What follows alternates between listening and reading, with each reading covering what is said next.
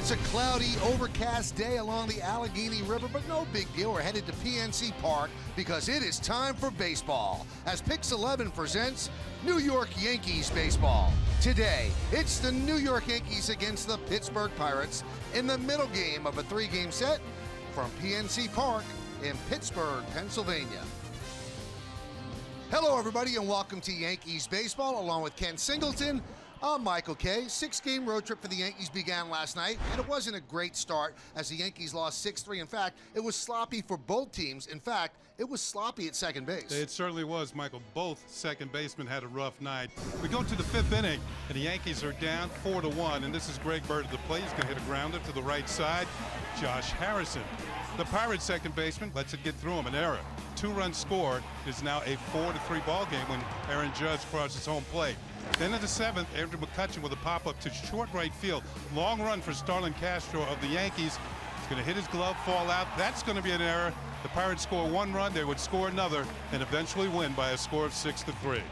All right, the Yankees try to even up this series, so let's take a look at the pitching matchup for the Pirates. It's Jamison Taillon. He gets the start, and look at his numbers. They're very good. Michael Pineda's numbers are very good, and of late, he's pitched about as well as any pitcher in baseball, Kenny. He certainly has, Michael. At his initial start of the season against Tampa Bay, he was a loser, but he's won his last two starts. Pitched very well against Tampa Bay in a rematch. In fact, he took a perfect game into the seventh inning, was really sharp. Slider was outstanding that day. And then in his last start against the St. Louis Cardinals, he was almost as good. Once again, getting into the seventh inning, he's been strong. His slider's been excellent, and he's mixing in a good changeup of late. Big Mike is on the mound today. And we are moving closer to baseball in a moment. Lineups, first pitch, baseball, Yankees Pirates, middle game of this three-game set from PNC, coming up next on Pix 11.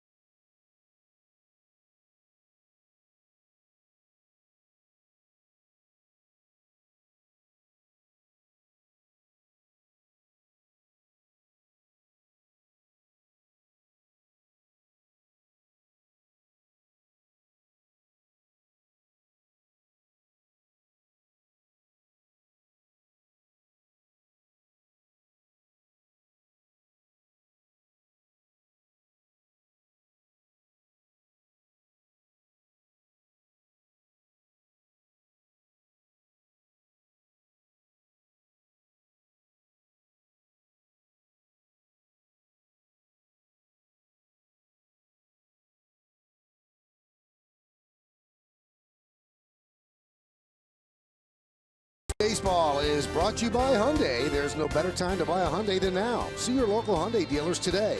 By Memorial Sloan Kettering Cancer Center. More science, less fear. By Land Rover, above and beyond. By New Jersey Department of Health. Struggling with addiction? Call 844-REACH-NJ or go to reachnj.gov. By Geico, 15 minutes could save you 15% or more on car insurance. And by Honda. Hurry into the Honda Dream Garage sales event today. Well, the sun's trying to peek through. Wow. That person's having a great time. I don't know if that water's all that warm, to be honest with you. We're in April, for goodness sake. It's a little chilly, but they are willing to risk it. That person doesn't care about the game, but you do. So we're going to give the Yankees starting lineup, brought to you by Jeep. See your Jeep dealer and experience the freedom that comes with legendary capability. The center fielder, Jacoby Ellsbury, will lead off. Brett Gardner just a day off. The left fielder is Aaron Hicks. He'll bat second. Hitting third, playing third base, Chase Headley. Starlin Castro, the second baseman, will clean up. The number 5 hitter is the right fielder, Aaron Judge. Greg Bird at first base will bat 6th, batting 7th, and catching Austin Romine. Ronald Torreyes, the shortstop, is going to bat 8th, and batting 9th, the pitcher, Michael Pineda. And today's pitcher for the Pittsburgh Pirates, 25-year-old, 6'5" right-hander, Jameson Taillon. He's off to a good start. 1-0, the ERA, excellent, 0.90. He's been one of the best pitchers in the National League thus far in the early going this season. Let's check out our pitcher scouting report brought to you by your Tri-State Ford dealers. Well, the Yankees got a spring preview back on March the 5th. Taillon started at Steinbrenner Field against the Yankees. He worked just 2 innings. It was early in the spring, and he worked 2 scoreless innings, and he showed good stuff. Back-to-back years, the Pirates drafted big right-handers in the draft. Taillon in 2010, and then Garrett Cole in 2011. And in that 2010 draft, these were the first 3 picks. Bryce Harper, Jameson Taillon, and Manny Machado. All 3 of them have worked out for their ball clubs. Well, let's take a look at the Pirates' defense, which is brought to you by Pitney Bowes, the craftsman of commerce.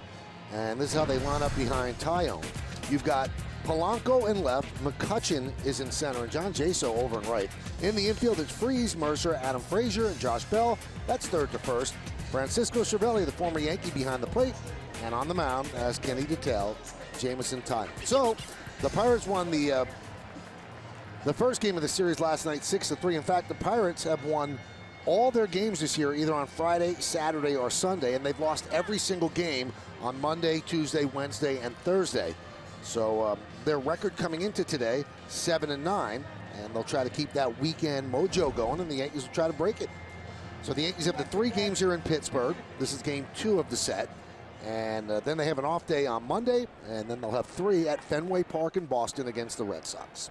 Yankees come in at 10-6. Jacoby Ellsbury is leading off. He's ready. Taillon is ready. And let's do it here at PNC. Ellsbury shows bunt and takes a strike. We're underway. Jim Wolf is the home plate umpire. Chad Whitson at first. Dan Iasonia at second. And Sam Holbrook is the crew chief over at third. Who's Hot is brought to you by Geico. 15 minutes could save you 15% or more on car insurance. A 22-game on-base streak for Ellsbury dating back to September of last year. And he starts off the game with a ground ball to second. There's one away. Yeah, he's actually working on a 4-game hitting streak. Had a big night last night. Reached 4 times, 3 hits and a walk in the Yankee loss. Here's Aaron Hicks, who's off to a great start. 321, 4 homers, and 9 runs batted in. Another pinch hit yesterday. He had the pinch hit home run at Yankee Stadium and came up in the 9th inning, picked up a pinch hit yesterday. It's early in the season. He's already hit half as many home runs as he hit all last year. And a good player for Joe Girardi because of his versatility. Can play all 3 outfield spots. In fact, his pinch hit came in the 8th inning yesterday. He's trying to get a bunt single right here. Freese, field, fires. Got him. What a play by David Freese to get Hicks, who laid down a very good bunt. Freese with the excellent play. We've seen Hicks get a bunt single earlier this year. And Freese is about textbook. Bare hand. The throw just in time. Got him by about a half a step. And Hicks is thrown out. Not a bad bunt. Maybe a little too close to the mound. A little further closer to the third base line. He would have beat it out. But you can see it was a close play at first base. Pitch to Headley is low, 1-0. Headley, the best on-base percentage in the American League, .476. He's reached base safely in 15 of 16 games. Count 1-1. And he, like Ellsbury, well, mentioned Ellsbury with a 4-game hitting streak. Headley has a 5-gamer going.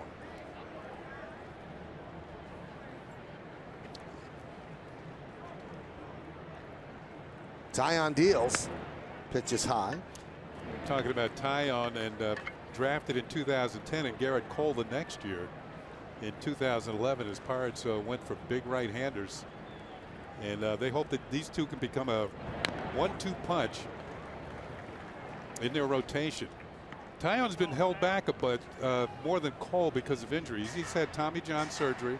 He also had sports hernia surgery, so he's not as far advanced as Cole, who's certainly become one of the best pitchers in the National League. Strike three. Headley down looking. So Taillon with a 1-2-3 first inning. So it's the Yankees nothing and the Pirates coming to bat.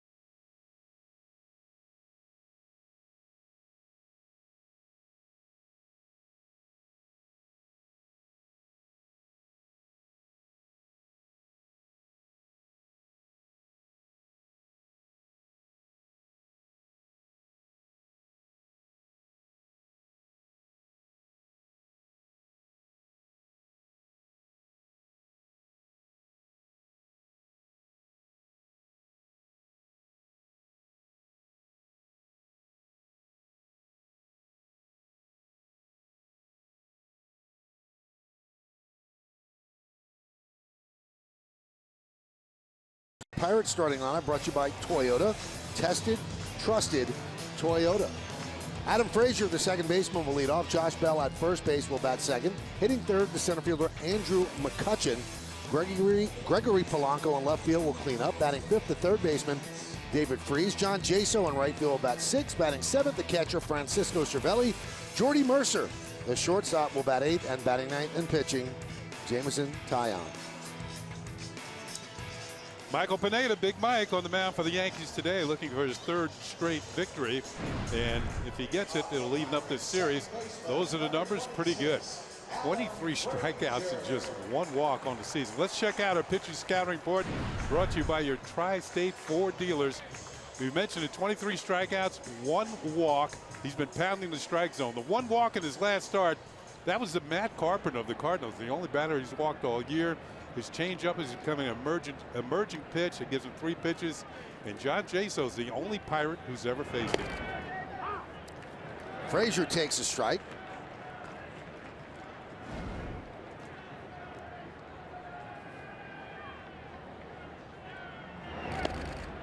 Missed outside. Pineda leads the major leagues in first pitch strikes, and that's so important for a pitcher. 77.5% of the time he'll throw a first pitch strike. 1-2. Well, last night we saw Jordy Mercer as the leadoff hitter. Today it's Frazier. Josh Harrison's also led off for the Pirates. This is sort of like a rotation. It depends on who they're facing that day, who's going to lead off. Ground ball to third. Headley had him played beautifully. One away. Let's take a look at the Yankees defense, brought to you by Nissan. Shop ChooseNissan.com. You've got Hicks in left, Ellsbury in center, and Judge over in right. In the infield, it's Headley, Torreyes, Castro, and Bird third to first. Romine behind the plate, and Michael Pineda is on the mound. We talked about Pineda pounding the strike zone, and why that works for him is because he only throws about 14 pitches per inning. He keeps his pitch count down that way. Hitters have to swing.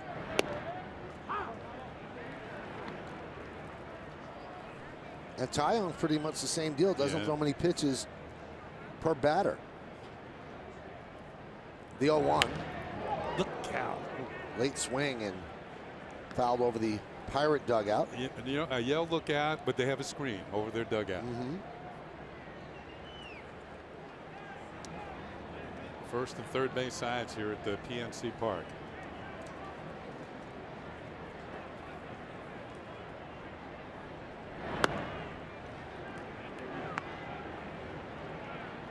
Another thing about Pineda, he has the best chase rate in the major leagues. And what I mean by that is the slider breaks out of the strike zone and hitters will chase it. Like that. Bell down on strikes. Well, the keys to the game are brought to you by Hyundai. There's no better time to buy a new Hyundai than now. Well, the starting pitching usually sets the tone, and the Yankees trying to get back on track, so it's up to Pineda to have a good outing today. And Joe Girardi, the Yankees have to start winning on the road. We saw their homestand. They won 8 out of 9, but they're only 2-5 on the road. Last night, Michael, lack of timely hitting. I think that really hurt the Yankees. They left 11 men on base in last night's game. They couldn't come up with the big hit when they needed it. Andrew McCutchen takes upstairs.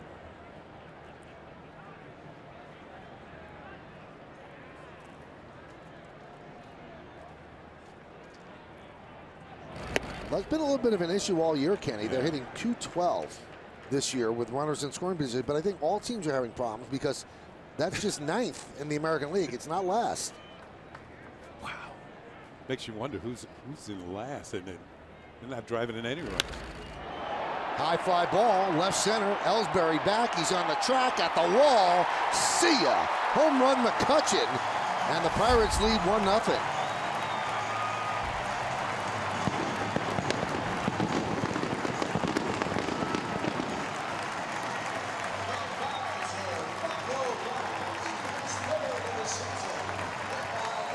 For McCutchen, this will be his 3rd home run of the season. You want to see where this pitch is, but he got a lot of it, over 400 feet into the looked like Pirates bullpen out there in left center field.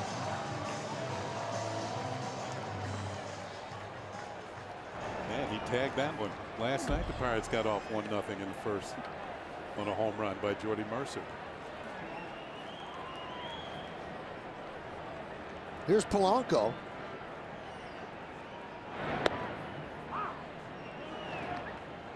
Let's see. We'll see where the target is. It's kind of down and away, and we'll see where the pitch is. Oh, the pitch is right in the middle. Yeah, right in the wheelhouse for just about any hitter. McCutchen didn't miss it. 0-2 on Polanco.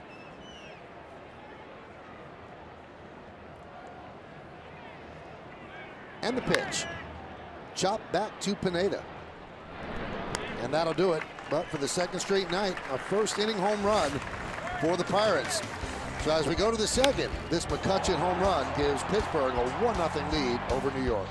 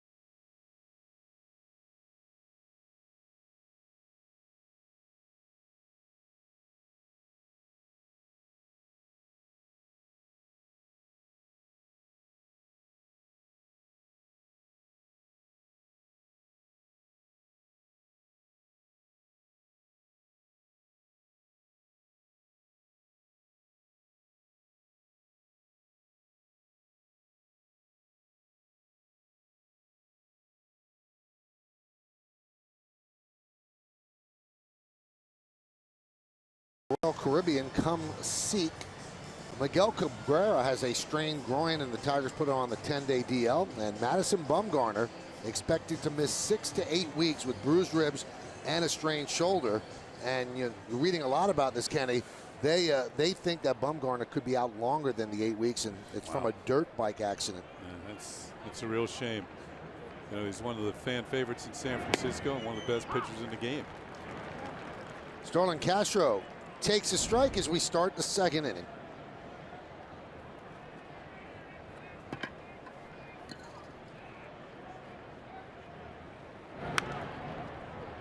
Now Castro has 23 hits, and that ties him with Tampa Bay's Steven Souza Jr. for the American League lead. He also has 8 multi-hit games, and that's tied for tops in the major leagues with Cesar Hernandez of the Phillies and Will Myers of the Padres. The 0-2 just missed outside. Well, Taillon's first inning was sort of like his mode of operation. 55% of the balls put in play against him are on the ground.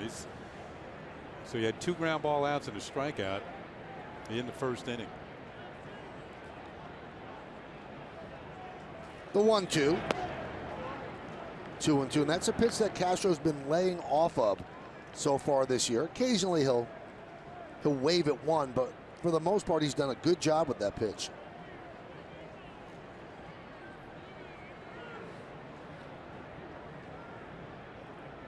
And the 2-2. Ooh.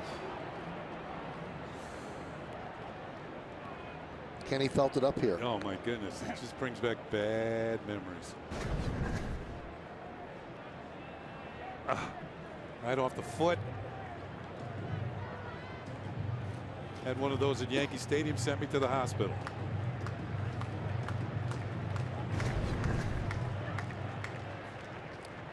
They told me the x-rays were negative. Were they right?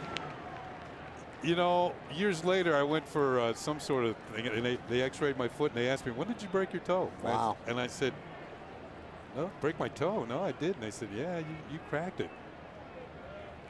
And I said, I know exactly what happened. They said to tell him nothing's wrong.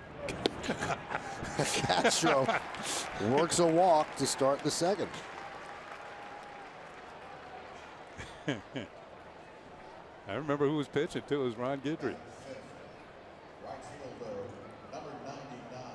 That slider's perfect for that injury. Yeah, isn't it? It's perfect for swinging and missing too. So here's Aaron Judge. Made the final out of the game last night with runners on, 2 runners on. Yankees down by 3. Ground ball is short.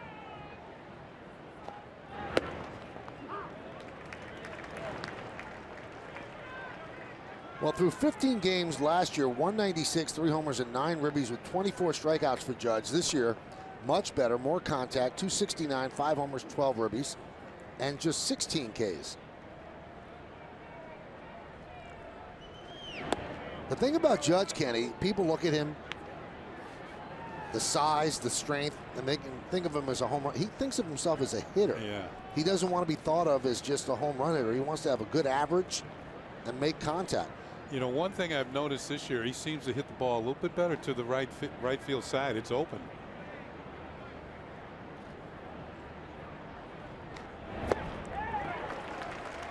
One and 2 on Judge.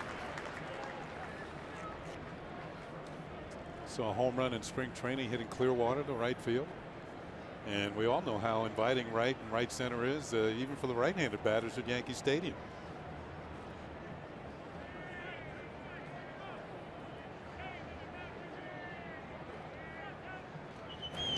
Took a lot of pitches last year and found himself in a 2-strike hole a lot. And Marcus Timms, Yankees assistant hitting coach, talked with him a lot, talked him through it, and worked with him in the minor leagues before he got to the big leagues as well, and said, you want to be intimidating up there. You want them to fear you. Jump on pitches early in the count. And he's done a lot of that this year. 2-2. Grounded to third. Freeze goes to second, one on to first. Around the horn, 5-4-3 double play. Well, one reason Judge is going to hit into double plays is because he hits the ball so hard. I mean, it's tailor-made, almost a solid 2-hopper to third baseman. We've seen him hit shots to shortstop with men on, and because he hits the ball with such authority, it's easier for the infielders to turn to double play if they get the ball more quickly. Freeze to Frazier to Bell for the double play. There's Greg Bird before the game. Joe Girardi said, I feel he's getting close. And he takes a strike from Taillon. Bird just one hit in his last 12 at-bats. Phenomenal spring training, but the switch went off when the regular season began, trying to turn it back on. The 0-1. 1-1. 1-0 Pirates on the McCutchen home run in the first inning. I think what Joe Girardi's talking about, that Bird hit the ball hard 3 times last night. Unfortunately, 2 of them were long drives that went foul. And the ball he hit to Harrison, depending on where he hit that, it might have been a hit. It was kind of a tough play for Harrison, but it was scored an error. That's where he hit the ball last night.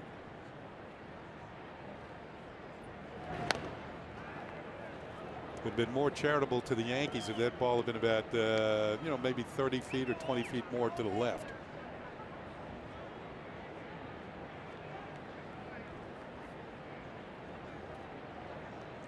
Two balls, 2 strikes, 2 outs here in the second.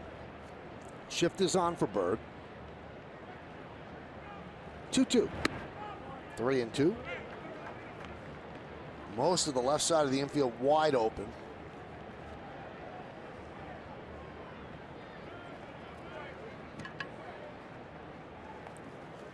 And the righty deals. Fly ball left field.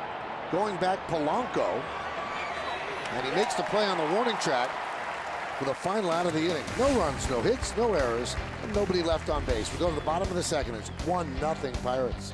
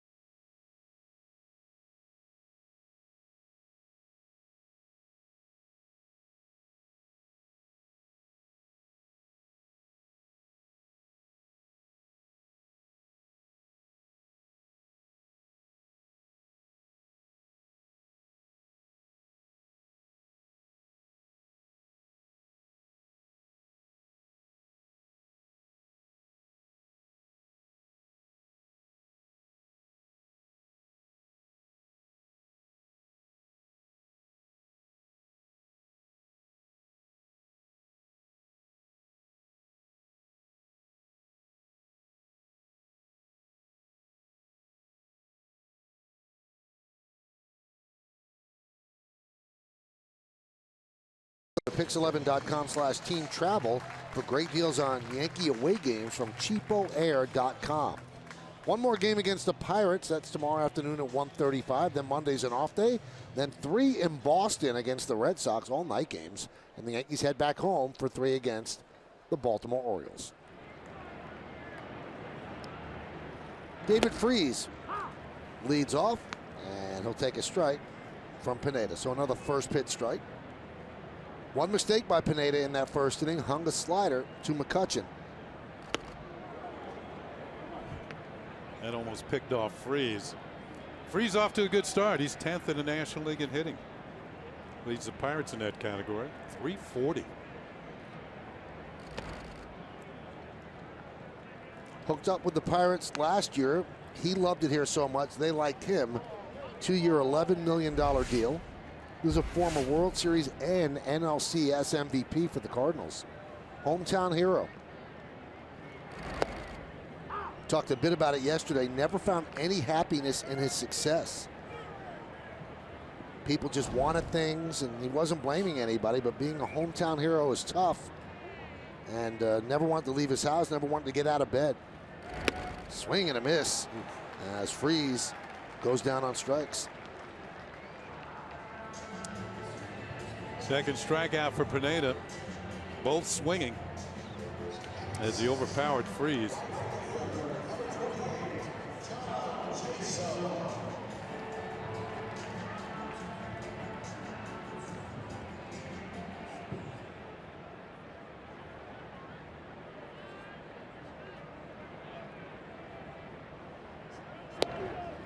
There's a strike to John Jaso. We mentioned Jaso, the only Pirate that's ever faced Pineda before today, and he's 2 for 2.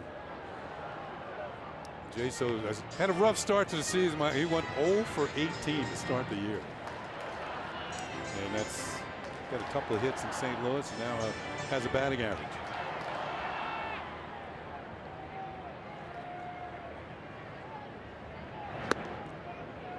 You look at this team, and you mentioned the different leadoff hitters, Kenny.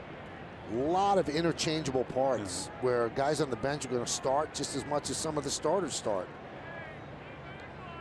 A lot of people play multiple positions.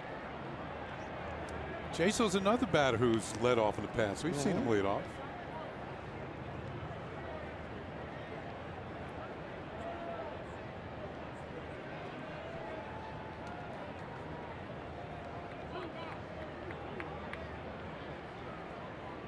Think back at his days with the Rays. Wade did that one down on strikes. And the put out has made it first, so third strikeout for Pineda. Once again, we talked about the chase rate, how hitters will go for that slider. It looks like a strike until right about there, and it drops out of the zone. Maybe the slider or a very good changeup. So Pineda with his third strikeout.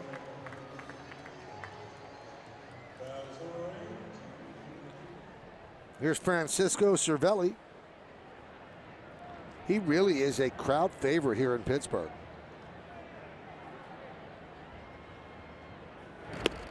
You know, last night during the game, I don't know if you saw it between innings, but there was a feature with Cervelli on the scoreboard giving advice to the lovelorn. Yes. I thought it was quite funny.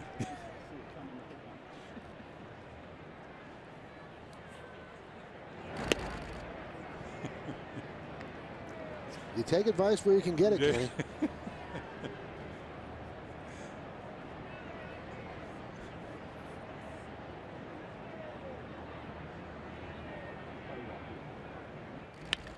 Ground it to third. Headley. And a bounce back 1-2-3 inning from Michael Pineda. We'll go to the third. It's 1-0 Pirates.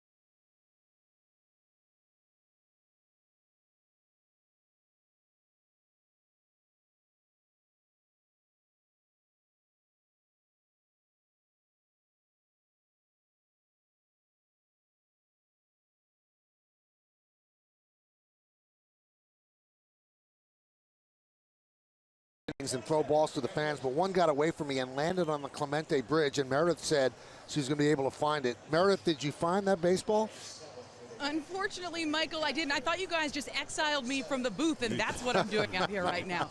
No, in all seriousness, the history of this bridge dates back all the way to 1819, and the current one that I'm standing on was built in 1928. It was actually dedicated to Roberto Clemente in 1998, and as we know, it really bridges downtown Pittsburgh to PNC Park, and they actually close it off to traffic during games, so really a nice thoroughfare for fans to come to the game. And if you keep walking this way, you'll actually see the statue of Roberto Clemente. And guys, I have to tell you, not a bad place to take in a game. Great view. Thank you, Meredith. It's such a neat thing before a game to walk over, and as Meredith said, they do not let car traffic during games or before games. So what you have is people walking on the road as well. And when I was walking here this morning, Kenny, a father and a son. The son was wearing a McCutchen jersey. The father was wearing a Clemente jersey, and they were playing catch on the bridge. No, that's cool. Little Norman Rockwell touch. Pitch outside to Romine, 1-1. Yeah, Clemente, a beloved figure here in Pittsburgh, and certainly humanitarian throughout the world, and killed in that tragic plane crash on his way to help Nicaraguan earthquake victims. I actually had the opportunity to play for him in winter ball in Puerto Rico. He was the manager of the team, and we mentioned yesterday that wall out in right field at 21 feet high in honor of Roberto Clemente, and the number 21 will never be worn here again. 3-1 on Romine, and there's a statue of Roberto. Great ball player, 5-tool player, could do it all.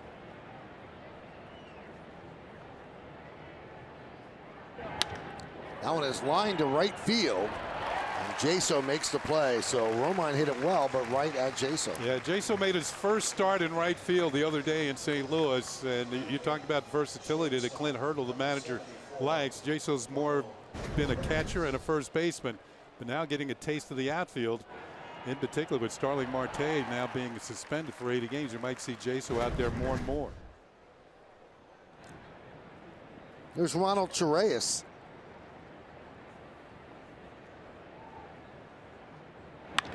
Up the middle, grabbed there by Frazier, sets and fires. That's a nice play to get the speedy Torreyes for the second out.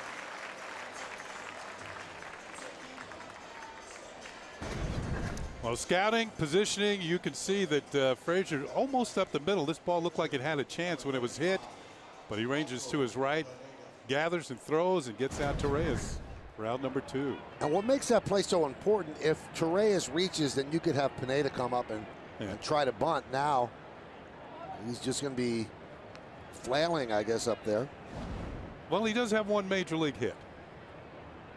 Well, let's see if he goes for 2. Yeah, but that was in his first year in 2011. Count 1-0. CC took a couple cuts yesterday. He didn't bunt when they asked him to bunt. Couldn't get the ball down.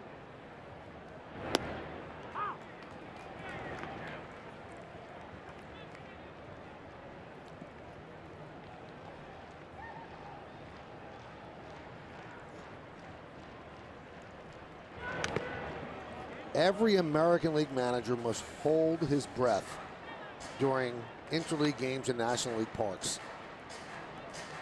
Now, Joe has had them bunting and taking batting practice since spring training.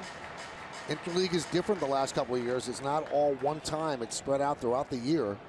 So they try to keep these guys somewhat sharp, but it's asking a lot. 1-2. Dropped a breaking ball on him. That's not fair. Then he goes down looking, and the Yankees go down in order 1-2-3. And the Yankees can't believe it. Big smiles on their face. Imagine looking at a curveball.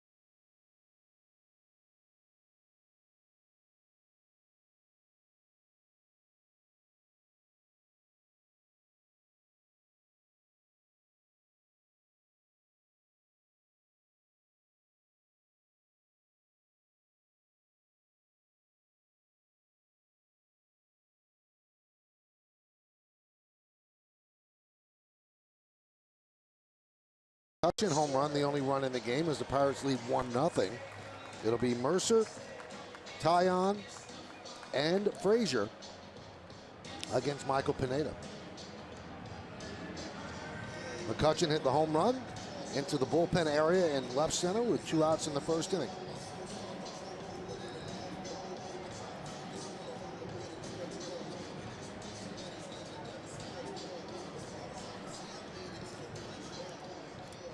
So Mercer will dig in.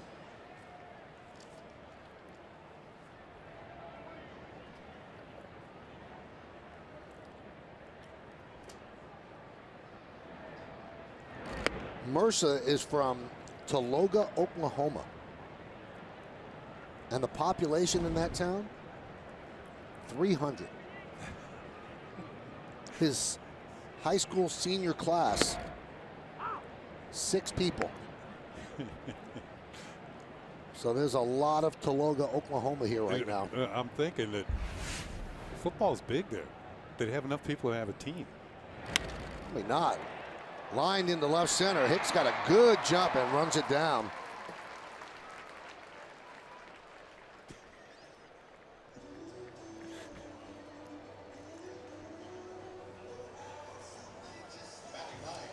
I bet you they were scrambling for prom dates, huh? You'd have to ask a college girl, I guess. Well, Pineda was struck out on a curveball facing Taillon. Let's see how he treats his mound opponent as he comes up to hit. And there's a strike. Taillon's career got off to an 0 for 18 before he got his first hit. That was against Jeff Samardzija of the Giants. Ooh. All right, does he throw him a hook here, Michael? What do you think? Would. I would too. Turnabout. Yeah. Fair play. Exactly. Meredith is back from the bridge, Kenny. High drive into right field. That is trouble if it's fair, and it's a foul ball. Judge couldn't get there, but just foul. We get a look at it here and see how far. Maybe a yard. He better throw him a hook now.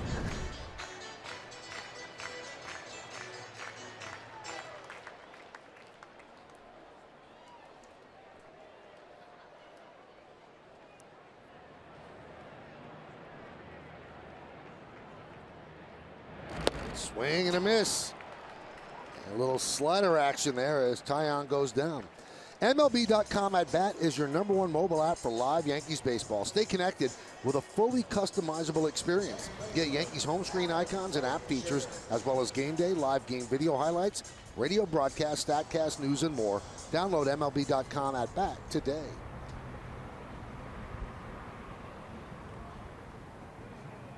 Here's Frazier.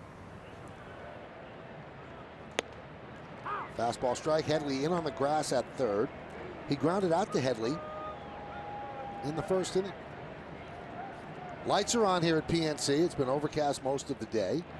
Sun peeked through right at first pitch, but once again hiding behind a cloud.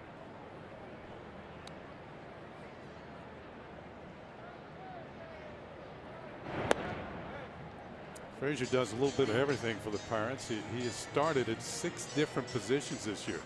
Left field, DH, second, third, and short.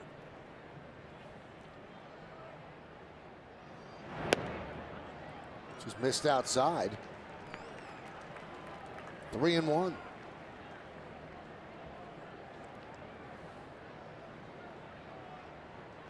You talked about versatility. That makes him a very valuable type player. And he walks. So a 2-out walk. So 4 strikeouts and 1 walk for Pineda. Walks are very rare for this guy this year. Yeah, Frazier joins Matt Carpenter, the only 2 batters that walk against Pineda this year. Carpenter of the Cardinals. So if you want to look at it this way, Pineda's still not walking an American League hitter. Here's Josh Bell. He struck out in the first inning.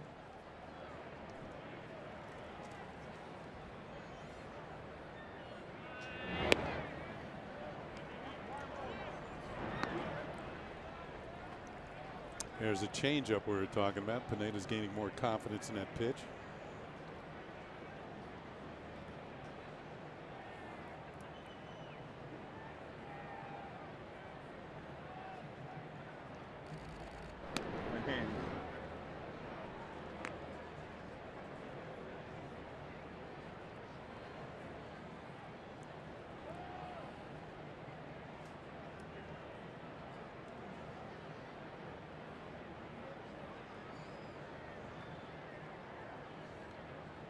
One nothing Pirates on the McCutchen home run. Runner at first, 2 outs. Bottom of the third, and Pineda paying attention to Frazier. Mike, you were talking about Bell last night, how he turned down the University of Texas to sign with the Pirates. The Pirates thought that $5 million bonus was going to pay off quickly. His first time up in the big leagues, he got a base hit off Jake Arrieta, brand name. And the second official Major League at bat hit a grand slam. So you know what you're thinking. Well, that's $5 million well spent. That's right.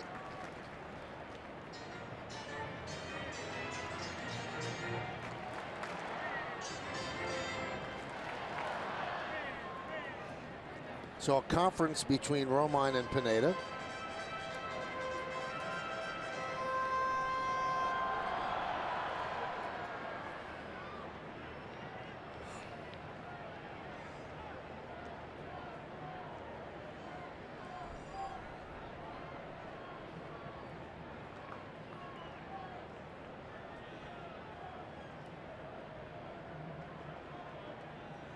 Two-0. Ripped to right field. It's a base hit. Judge cuts it off and will fire behind the runner. But the ball gets away from Torreyes. Frazier would have been back. So a single for Bell.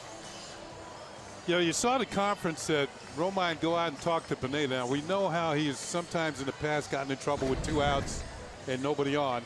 And he has a 2-out walk, and now a pitch to the middle of the plate for Bell, who lines his single. I thought Frazier was going to go to third, and I think Judge is going to let him go to third. He threw it to second.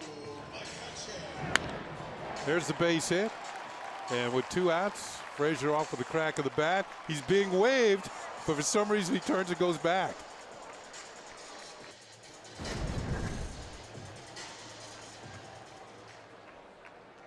Joey Cora showing a little disgust, the third base coach, when he didn't go to third. Kind of slumped his shoulders. So here's McCutchen now, first and second. 2 men out. His third home run he hit. Solo shot in the first inning. McCutchen playing this year with a little bit of a chip on his shoulder.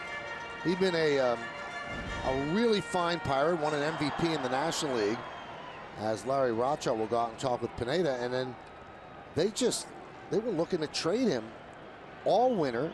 Couldn't get a deal done. They moved him out of center field over to right field. They really feel as if his skills have deteriorated, and now with the suspension of Starling Marte, he does move back to center. He's off to a pretty good start, which might actually help his trade value. It might. We'll check it out coming a deadline in July, but he's 4th on the all-time Pirates home run list. We mentioned Clemente, who's ahead of him, along with Ralph Kiner and Willie Stargell, all 3 Hall of Famers. It could be tough to catch Willie Stargell, 475 home runs. And in terms of distance, probably nobody will ever catch him. And also what's unusual about wanting to trade this guy so badly, in March of 2012 signed a 6-year, $51.5 million contract. So I mean, he makes practically nothing in today's game for a player of this skill level. But he did have a bad year last year, so maybe they saw something.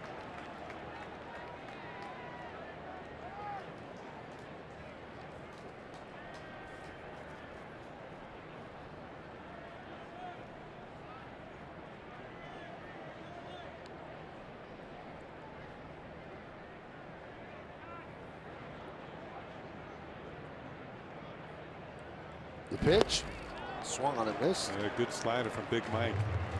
I was talking about distance of Stargell's home runs. The story of Pirates played an exhibition game in Charleston, West Virginia. Stargell hit a long home run. There was railroad tracks beyond the right field wall, and there was a train going by, the coal car, the ball landed in the coal car, and the train ended up in Chicago. So they think that's the longest home run ever. I think they're right.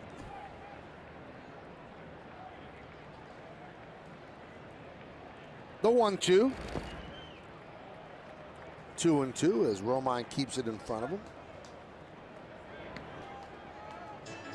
There's a bigger crowd than yesterday. Yesterday, just a smidge over 30,000.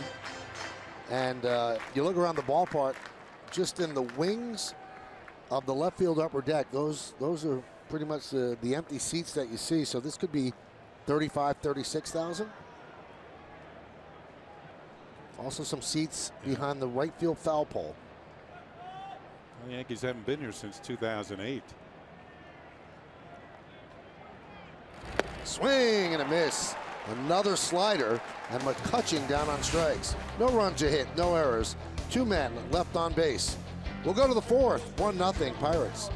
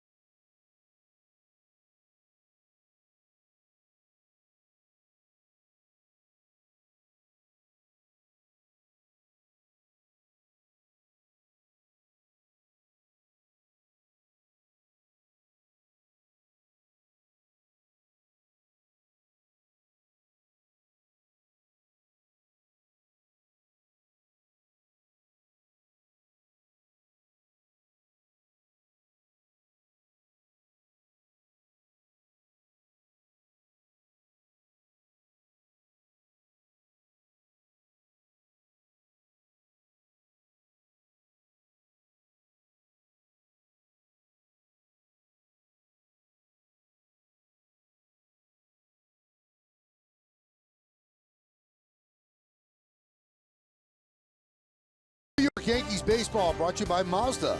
Driving matters. And by Northwell Health. Look north.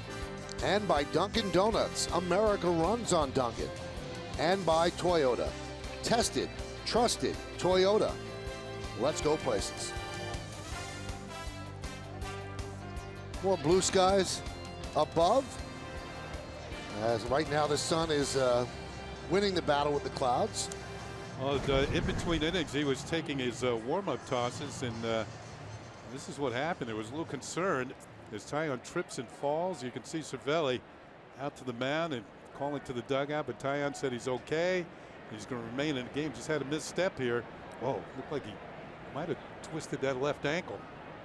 He's okay. Ellsbury shows bunt, takes high. Ellsbury's got a milestone. He's got a home run this year, but 2 more will give him 100 for his career.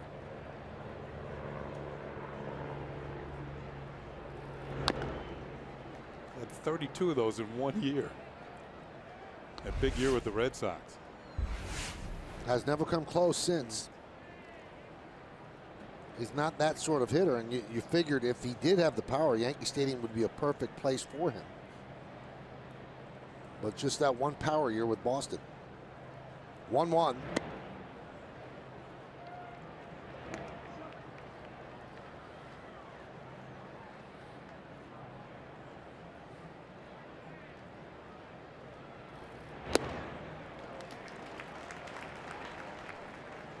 Now, Kenny mentioned Taillon drafted in the first round, 2010, behind Bryce Harper and in front of Manny Machado. Got a $6.5 million bonus, but there's actually a tie-in between Taillon and Bryce Harper. And you have to go back to 2009. Fair ball, grabbed there by Bell. One away. Taillon struck out 16 in an 18 and under Pan Am Gold game against Cuba. And the catcher in that game was Bryce Harper. Mm-hmm. And they're drafted 1-2. 1-2. Now, it took Taillon 6 years to get up to the big leagues. Kenny mentioned Tommy John surgery, the hernia operation. He did not pitch professional baseball 2014 and 2015. So 6 years to get to the big leagues. And the Pirates knew it's always a gamble when you take a high school pitcher.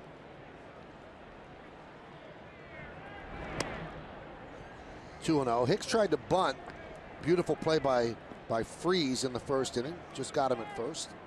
Yankees looking for their first hit. They've had one base runner, and that was a walk to Castro in the second, and he was quickly erased on a double play. So now 3-0 on Hicks.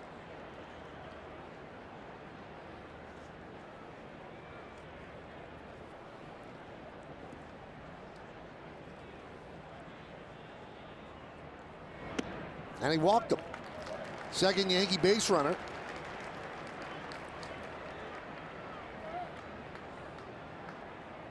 Where is Pete Stendel now? Wow. He's across the Allegheny. He's on the roof of the Renaissance Hotel. It's like Dora the Explorer. Where's Stendel? There he is. Hey, Pete.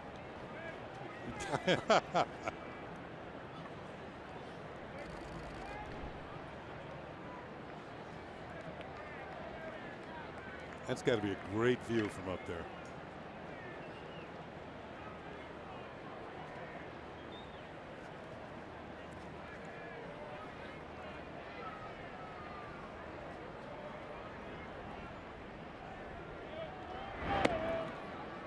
So Taillon has lost the strike zone.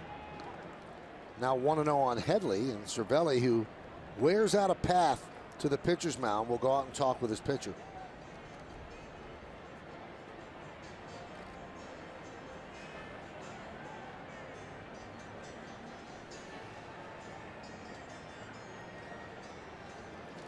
This copyrighted telecast is presented by authority of the New York Yankees and may not be reproduced or retransmitted in any form. The accounts and descriptions of this game may not be disseminated without the express written consent of the New York Yankees. Well, the prevailing wind today is going to right field, and this is what Headley might be thinking about. He gets a good pitch to jump on here. Blowing out towards the river.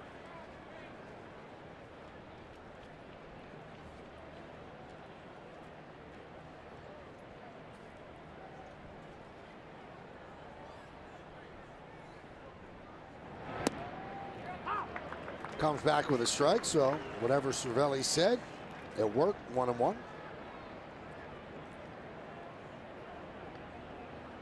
Birthday wishes have to go out to former Yankee, part of the 1996 championship team, Jimmy Key. Turns 56 today. Happy birthday, Jimmy. Count 2-1. Clemson product. Really was the first wave of free agents that started to turn things around with the Yankees when Gene Michael tried to bring in winning pedigree with guys like Mike Gallego and Spike Owen and Jimmy Key. There's a strike, 2-2.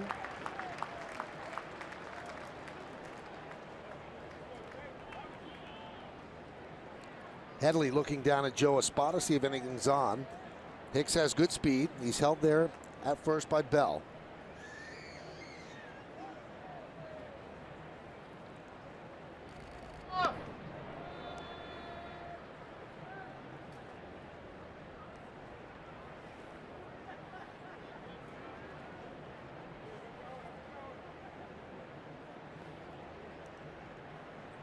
Bell looked like he got some dirt in his pants there. Every once in a while you dive back in and it just gathers a lot of dirt around your belt buckle.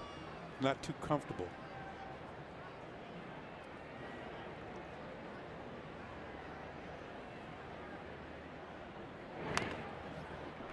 Just got a piece to stay alive. Looked like a changeup. So Taillon has 3 basic pitches: fastball, breaking ball, and a change. That was just far enough away from Headley. He couldn't really get into it. High changeups have a tendency to go a long way.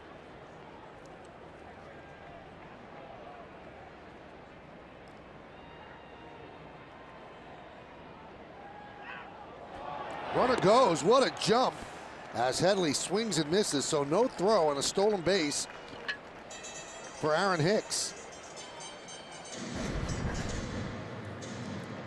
So the Yankees have a runner in scoring position for Castro. Yeah, this is the jump that Michael's talking about. If Taillon had thrown over the first base, we'd have him picked off easily. Instead, it turns into the second stolen base of the year for Hicks. He's in scoring position, but on the play, Headley struck out.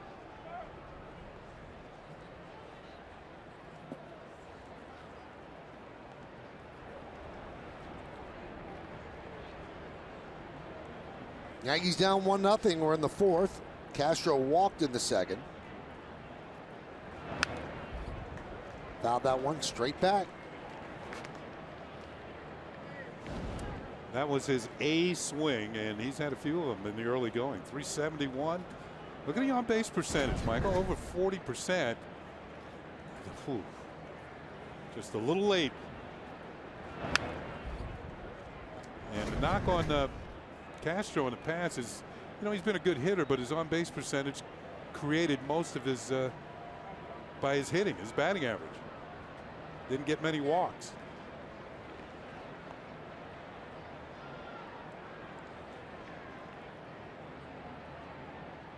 The 0-1. Fly ball right field. Chaso back, still back, and he makes the play for the final out. So the Yankees still looking for their first hit. No runs, no hits, no errors. 1 man left. We go to the bottom of the 4th.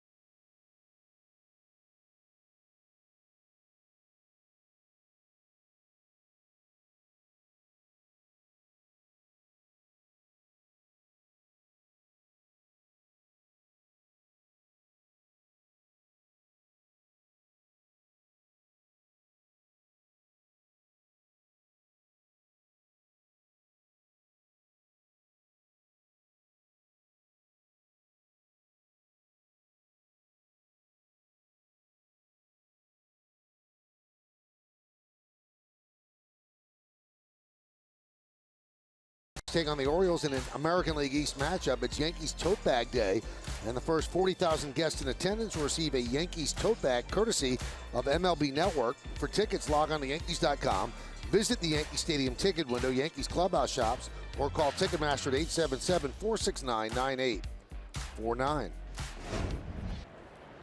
We go to the bottom of the 4th inning. McCutchen's home run still holding up. It is 1-0 Pirates. Polanco will lead off. He grounded back to Pineda in the 1st inning. Pineda trying to win his 3rd straight game, and he has not had a 3-game winning streak in 2 years. The hallmark of Michael has been his inconsistency. He can just wow you with his stuff and his potential, but it's not there all the time. But he's pitched very well this year, early going. And he seems to have also conquered, at least to the extent that has bothered him over the last couple of years, the 2-strike bugaboo. 2 strikes and 2 outs. They always serve something up.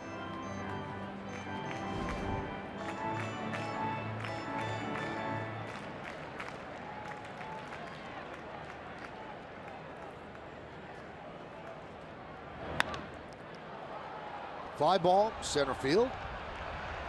Ellsbury puts it away for the first down. Now this is from last year in 32 starts. 1st inning and 2nd inning. Gave up 39 runs. Now after 2 are out, gave up 52 runs, and opponents at 325 against him. And see the difference with 0 or 1 out. 233. And that's just amazing statistic. That when you're almost out of trouble, then trouble seems to find you.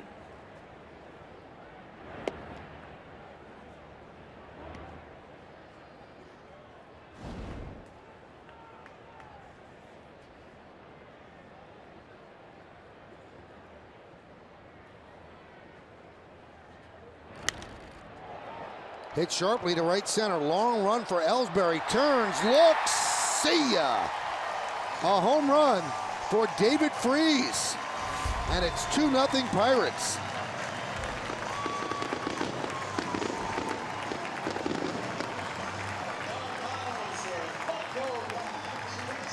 Coming into today, only the San Francisco Giants had hit fewer home runs than the Pirates in the National League, but the Pirates have tacked on a couple here today. McCutchen and now Freese, each with their 3rd home run of the year, as this one's going to find the bleachers in right center field. Couple rows back as Ellsbury runs out of room.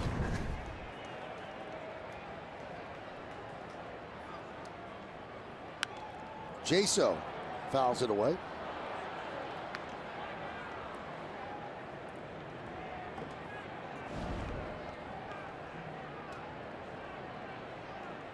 That Freese is having a good year.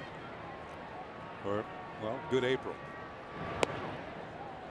0-2.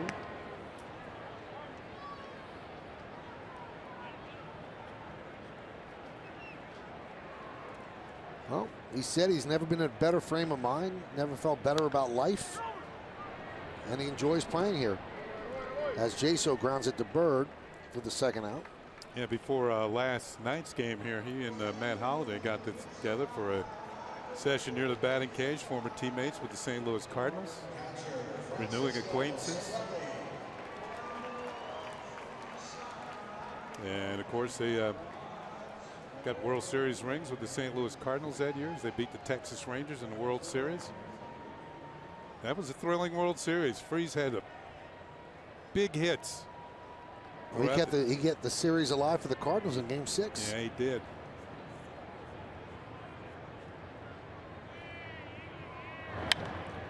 Fly ball, right field, off the bat of Cervelli. Judge is there, and he'll put it away for the final out. But the Pirates had a run on the Freese home run. Nobody left on base. We go to the 5th. It's 2-0 Pirates.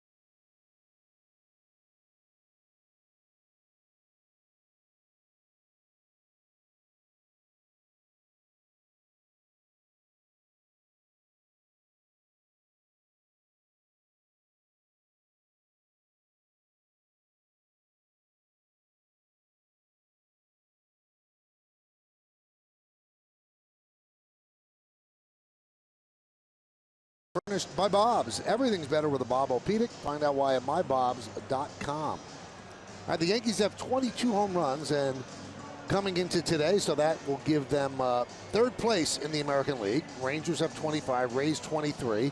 The Yankees are tied with the A's and the Orioles right behind at 21. But they don't even have a hit so far against Jameson Taillon. It'll be Judge, Bird, and Romine in the fifth. Couple of home runs against Pineda. Last one, a 93-mile-an-hour fastball on a 1-0 pitch to freeze. The McCutchen home run came on a hanging slider.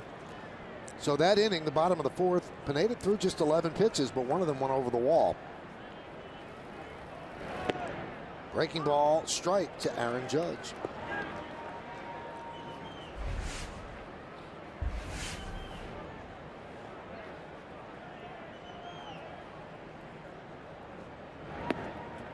Just missed off the plate, 1-1.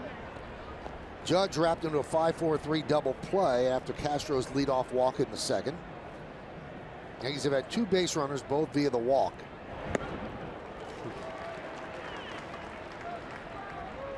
He was thinking faraway places on that pitch.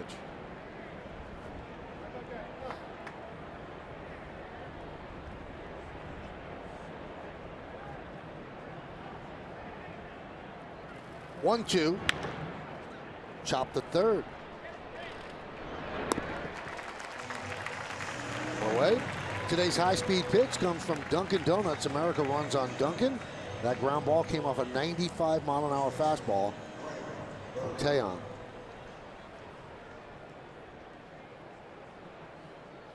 He's been pretty much spot on. Only 2 fly ball outs for the Yankees. Castro and Bird. I'll make that 3. Romine had 1 as well. Bird jumps on the first pitch and skies it to left field, coming on Polanco. Almost stumbled, but makes the play for the second out.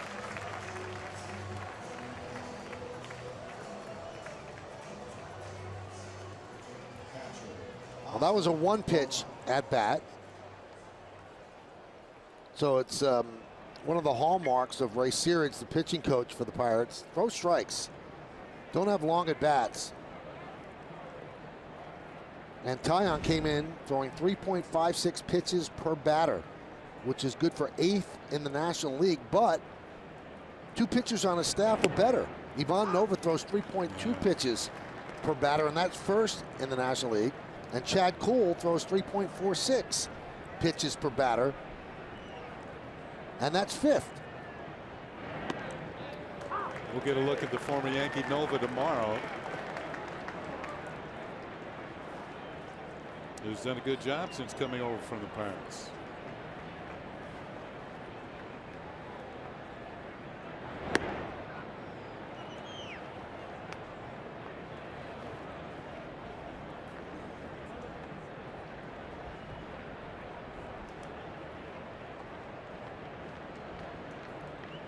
The 1-2.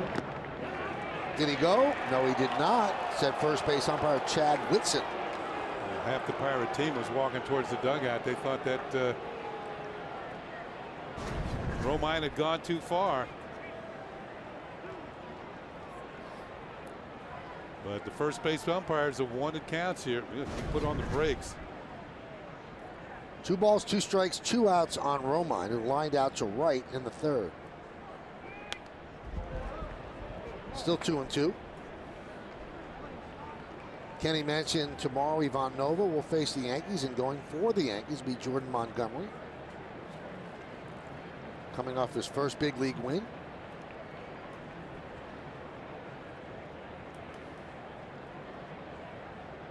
And the 2-2.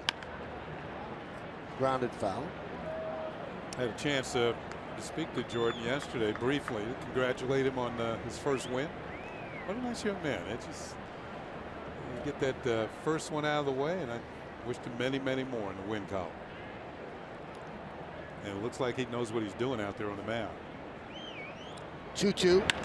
Line drive and past Mercer and into left field.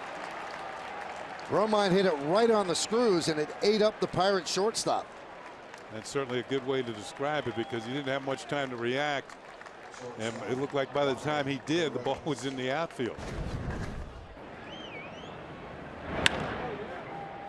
Maybe didn't see it well off the bat, but it gets by Mercer, and there's the Yankees' first hit of the game. A rocket off the bat of Andrew Romine.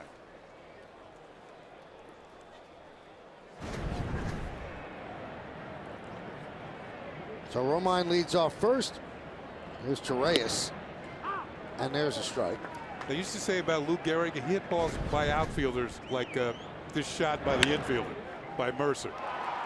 That's how hard Lou Gehrig used to hit baseballs.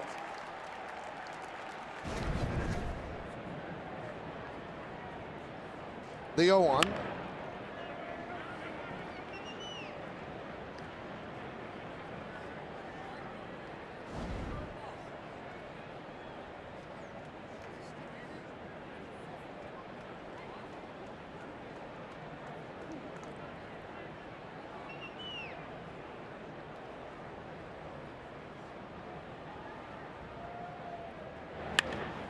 There's a ground ball through for a base hit. So back-to-back 2-out singles. But the Yankees now have Michael Pineda coming to the plate. You mentioned this yesterday. At least for the Yankees, they cleared the pitcher. So they'll have the leadoff hitter hitting next inning if Michael Pineda does make the third out here. But he's got a chance to help himself out. He's taking some pretty good practice swings. But with men on base, I think he has a chance to see a few more breaking balls. I struck him out looking in the third inning at a breaking ball.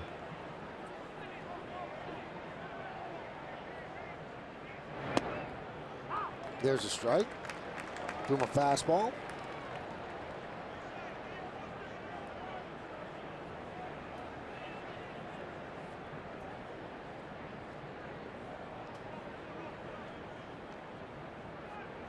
Tyon deals.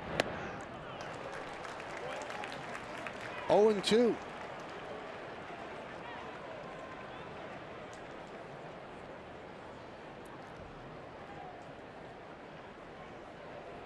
Outfield shallow and shaded toward right. Swing and a miss. And Pineda down on strikes. But the Yankees finally get hits. No runs, 2 hits. 2 men left at the end of 4.5, halfway through. Pirates up by 2.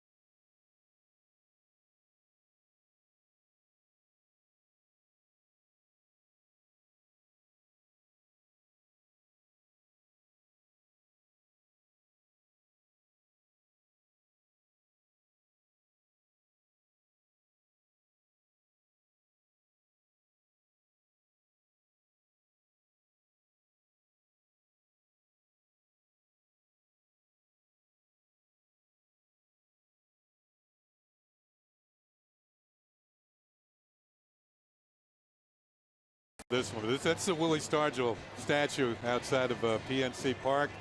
Hall of Famer Willie Stargell, all-time Pirate leader in home runs at 475. And in back in the World Series 1979, I got a close look at this one. Yeah, that's me hanging out on the fence. And Willie Stargell's home run led the Pirates in Game 7. to their victory. Pops, the World Series MVP that year. He was the MVP of the regular season. He and Keith Hernandez were co-MVPs. And that 1979 was the last Pittsburgh Pirate World Championship. You see the breakdown? Yeah. Now, how close did you come to catching it? I was closer than it actually looked from that angle. Yeah. And even the Pirates in the bullpen it said that people don't realize how close you came to making that catch. Not close enough. Pitch upstairs to Jordy Mercer. So the Yankees have their first threat in the fifth, but the way the lineup turned, it was Michael Pineda up there with runners on first and second. He had no chance. There's a breaking ball strike. Ironically, the pitcher who gave that home run up was Scott McGregor. 4 years later, he's on the mound against Philadelphia. Pitcher shut out, win the World Series.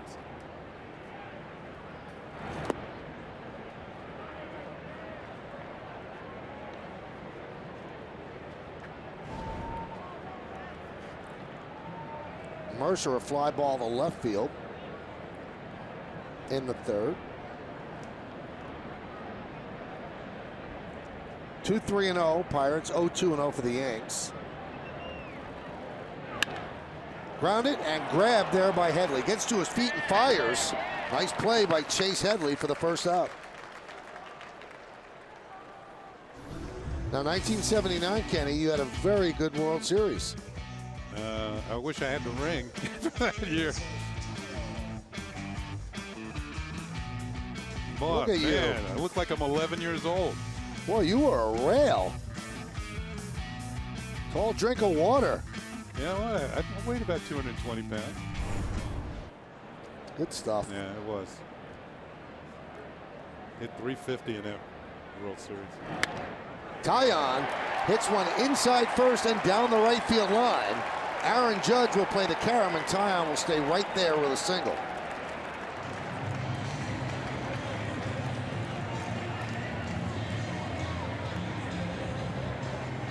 Well, there's an example of the advantage that National League pitchers have. They put the ball in play. They take batting practice every day at home. Work on their bunting. They come out before the regulars come out. They work on hitting. They only get maybe 1 or 2 rounds and bunting. So they're used to being at the plate.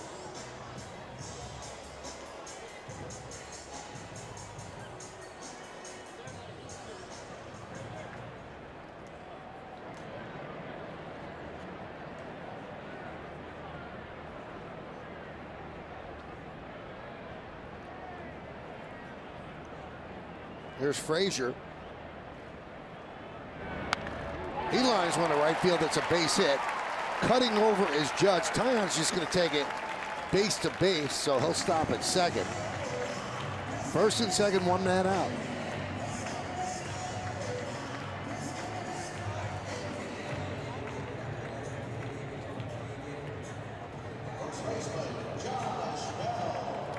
Now you're starting to get to the meat of the Pirates' order here with Bell coming up. He's already had himself a base hit.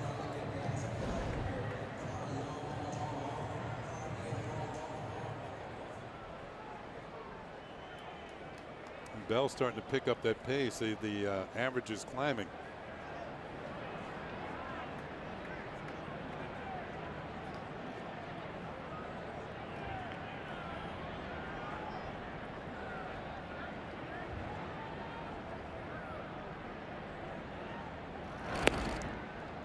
Pitch outside to Bell.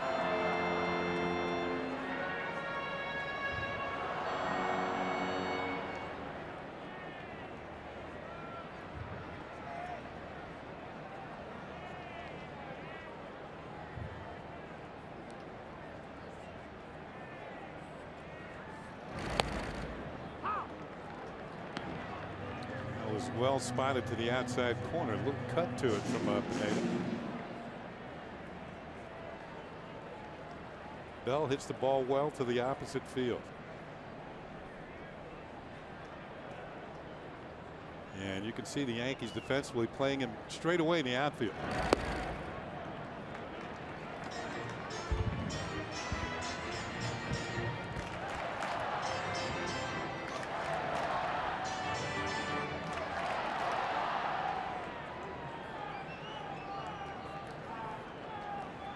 A little chilly here, so a nice place to stand.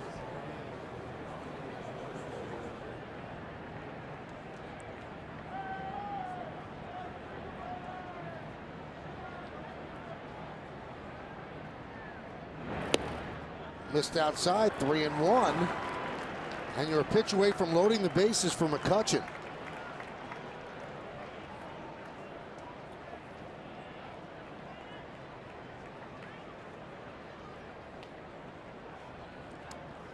Bullpens are very quiet.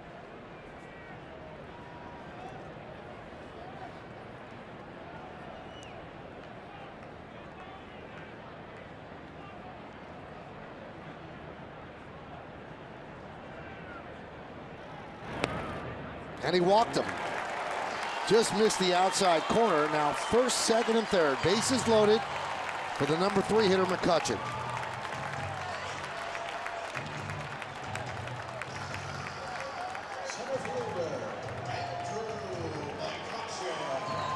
Well, the infielders are gathering, trying to get Big Mike back on track. Give him a little breather here. Well, it's been a case of all or nothing for McCutchen. Hit a home run his first time up, struck out his second. And the second time up, struck him out on sliders. And in the early going here, I was watching the Pirates series against the Cardinals. They threw him a lot of sliders, down and away from the right-handers. And McCutchen didn't get many hits in that series in St. Louis. Big spot in the game for the Yankees and for Pineda.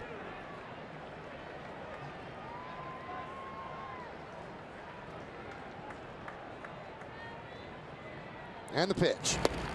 There's a strike. Started him with a slider. Never had a grand slam in his career, hitting .286 with the bases loaded.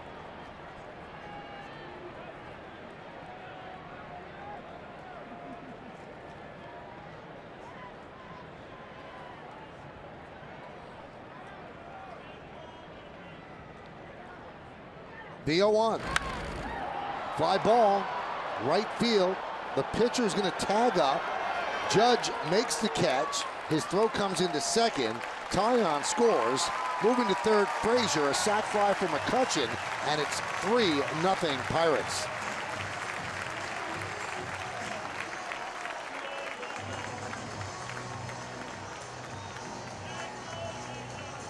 Taillon helps his own cause with a base hit and eventually scoring the run on the sac fly by McCutchen.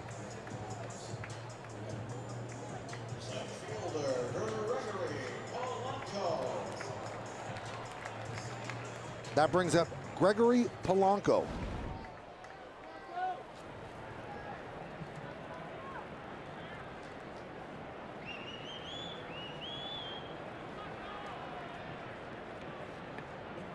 He's the future of the Pirates. Last year, 5-year deal, $35 million. So they've locked him up, and they have 2 option years after that.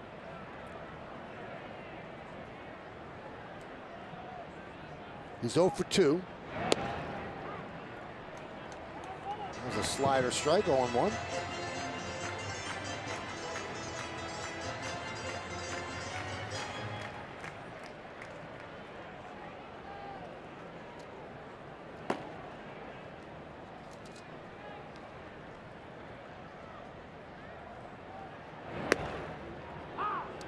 Yankee bullpen's getting busy now, and looks like Brian Mitchell up.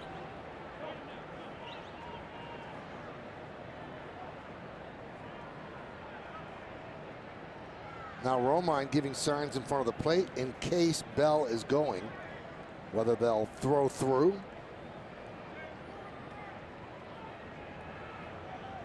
Clint Hurdle likes his team to be aggressive, force mistakes.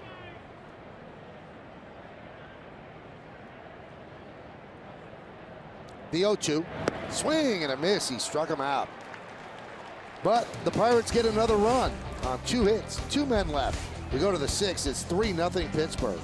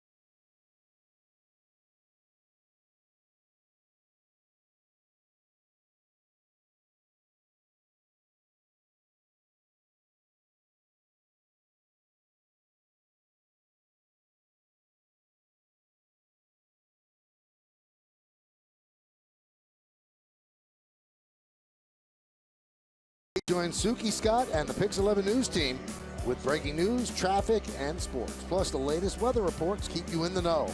Mornings from 6 to 9 on the Pix 11 Morning News, New York's very own.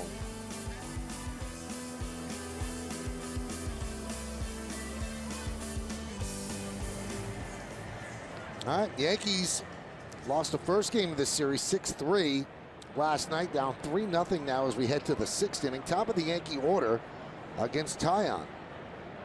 Ellsbury's 0 for 2. Remember, he's reached base safely in 22 straight games dating back to last year.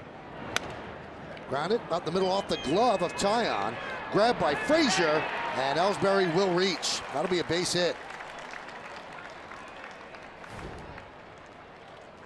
So that makes the streak we just mentioned 23 now. Glancing blow off the glove of Taillon, and gives Frazier a chance, but he can't get enough on the throw. And of course, with Ellsbury's speed, he's going to beat it out. That is his 4th hit in 2 games here.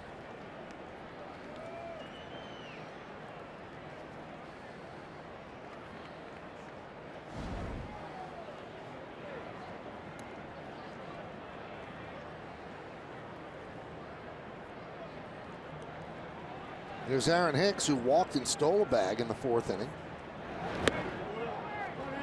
1-0.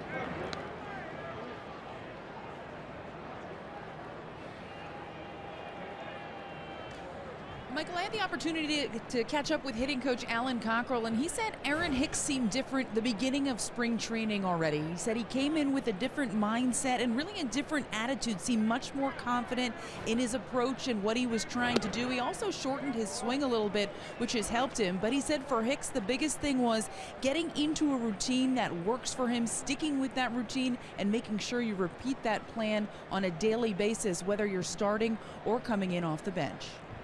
Now, Meredith, Joe wants to use him more, so they're going to have a rotating system in the outfield, right?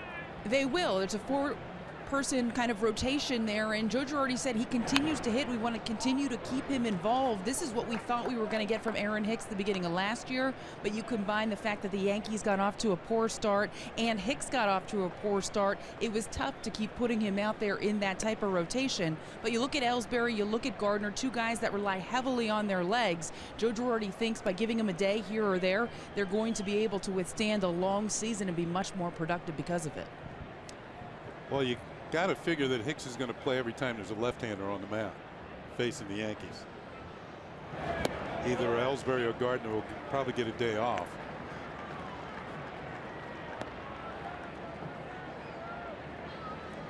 Also, Gardner has to start picking it up, Yeah, or he'll be the one that has to be rotated out there. And I think that's one reason why Hicks is playing today.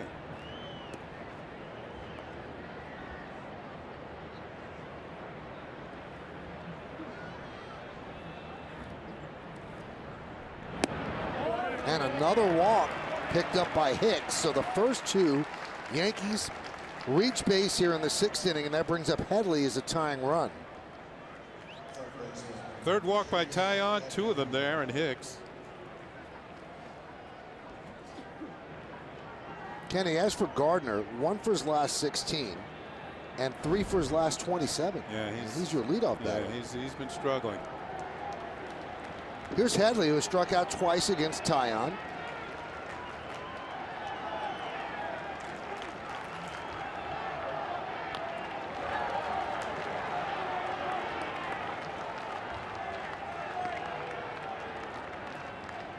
I think some of the Yankee fans here are sensing a rally and trying to get things going.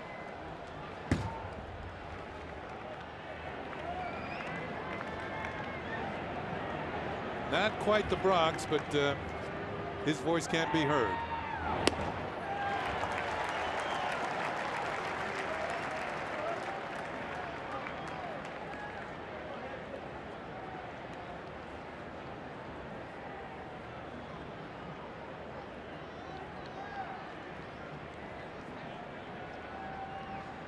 So quickly 0-2. Taillon deals. 1-2.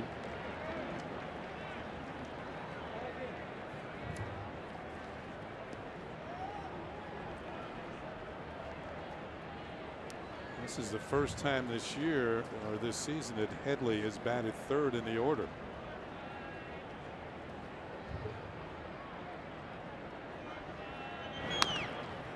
Grounded to first. Thought about going to second. We'll take the out at first, so the runners move up as Headley is down. He's 0 for 3. Ellsbury's at third and Hicks at second. Yeah, I think Bell made the right call there. That was a throwing error waiting to happen. It would have been a tough play with Hicks' speed going into second. And he took a look, but he thought better of it. Decided to take the easy out.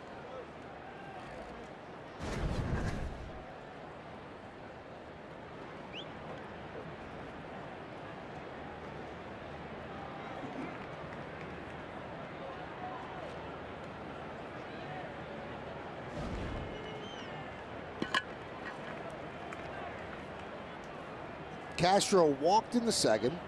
Fly ball to right in the fourth. Infield's back, so a run will score on a ground ball. High drive, left field, going back Polanco. Track, wall, see ya! A 3-run home run for Castro, and the Yankees have tied the game.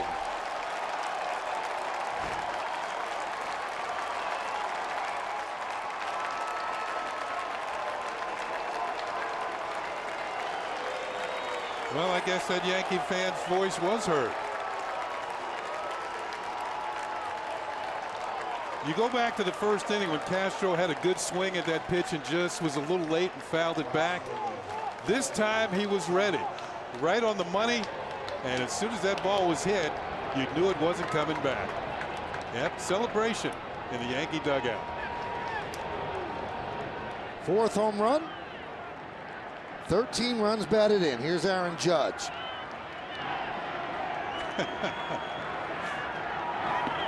Pitch outside. Has the song go a little bit louder now? There it is. He was ready for this one. We knew it. Oh, my goodness. There's a strike to Judge. 1-1.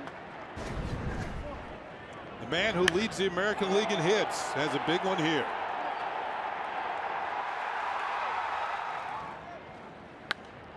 Judge hits one the other way, foul.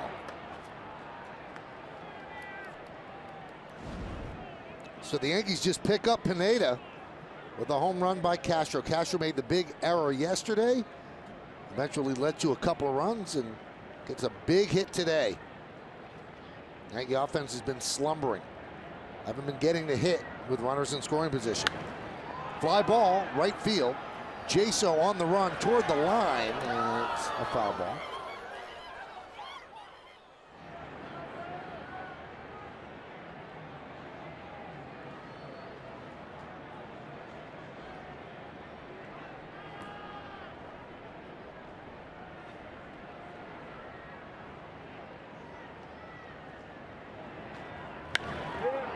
Driven into center field deep. On the run, McCutchen still going back. It's over his head and up against the wall. Judge is at second, and he'll stop right there with a double. He blistered one over the head of McCutchen, and now the Yankees have the go-ahead run in scoring position.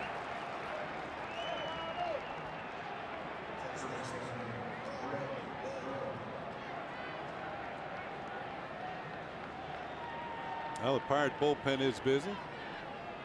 You're right. That was a rocket off the bat of Judge. I mean, he hits the ball so hard. McCutchen gave it a good effort, but couldn't haul it in. Now that's going to do it for Taillon, who pitched so well coming to the sixth. Hurdle goes to the bullpen.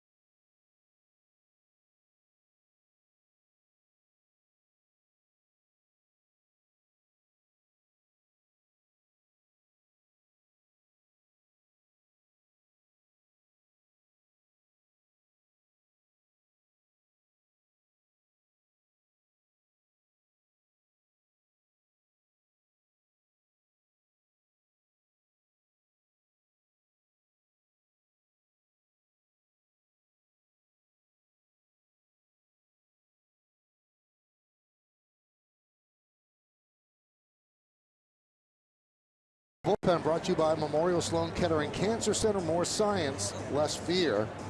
So just like that, Jameson Taillon coasting through 5. And then gives up the big 3-1 home run to Castro, the double to Aaron Judge, and that brings on Juan Nicasio. Yeah, we saw him last night. He went an inning in the 3rd. Didn't give up any hits, had a couple of strikeouts. The Yankees had a look at him last night, and here's the numbers on Taillon. The Yankees finally got 2 here in the 6th inning.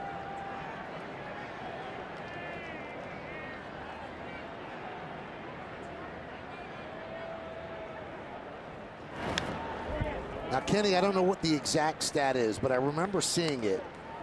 The inning after a pitcher runs the bases, they invariably give up a run. I would think that the rate would be higher. You're exactly right. And he was on base for a while. And scored on a sac fly. Yep.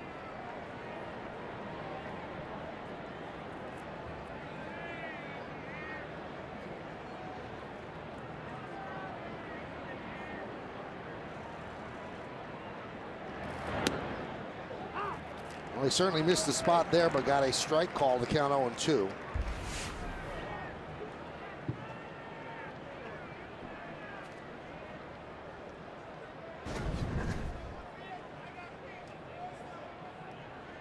Pitch almost floated right back to the middle of the plate. One thing the Pirates have done in this series, the Bird, they kept the ball down. Everything's been down around the knees or just below.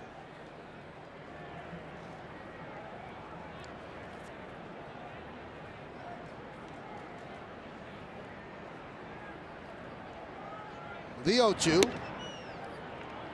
Nicasio throws hard, and he was overpowering last night. Quick turnaround, though. That last fastball was 95.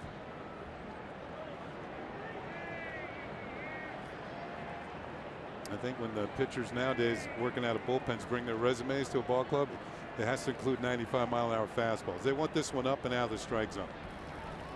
Look out! It got him. Yep.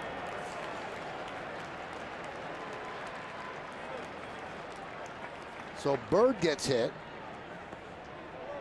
And that puts runners on first and second. Still just 1 out. Let's see where he gets him down and in. It looked like just on the shin of the right foot. Couldn't get out of the way. This ball kind of followed him. Remember, he hurt that foot in spring training, fouling a ball off of it. Yeah. He's headed down to first base. Here's Romine. Now, Romine is 1 for 2 today, and he has the 2nd highest batting average of any catcher in Major League Baseball. Only the Marlins' JT Realmuto with 362 average has a higher average. So he's done a really good job. And last year he was really good with runners in scoring position, but now overall, big hits and doing a very good job behind the plate. I think doing the job behind the plate, the Yankees knew they would get that from him the last couple of years, but what he's been doing as a hitter, he's really come to the forefront more so the last couple of years with the bat in his hand.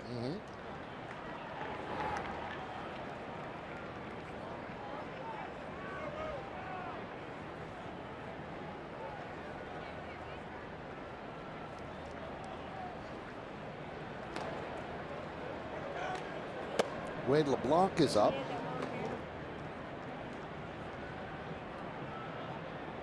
The 1-1. Line drive and over the leaping try of Mercer for a base hit. Judge had to hold up to see if it got through, so he just advances to third. Yankees have the bases loaded as Romine picks up his 2nd hit of the afternoon. Well, it goes as a hit with runners in scoring position, but you're right. Judge didn't know whether Mercer at short was going to be able to get up and get this one. It was a broken bat single that falls in front of McCutchen and over the outstretched glove of Mercer, maybe by about 6 inches, and the Yankees load the bases. So a big spot for Torreyes. And Pineda, who's due up next, is not going to hit as they send out Matt Holliday on deck.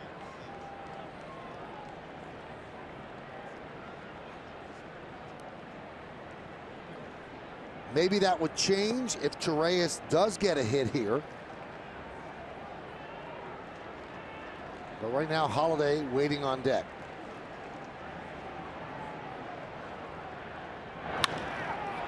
Line to right field, that is going to dunk in for a base hit, and it gets past Jaso. Judge scores. Here comes Bird. He'll score. Romine's at third. They'll stop him there. It's a double for Torreyes, and the Yankees lead 5-3.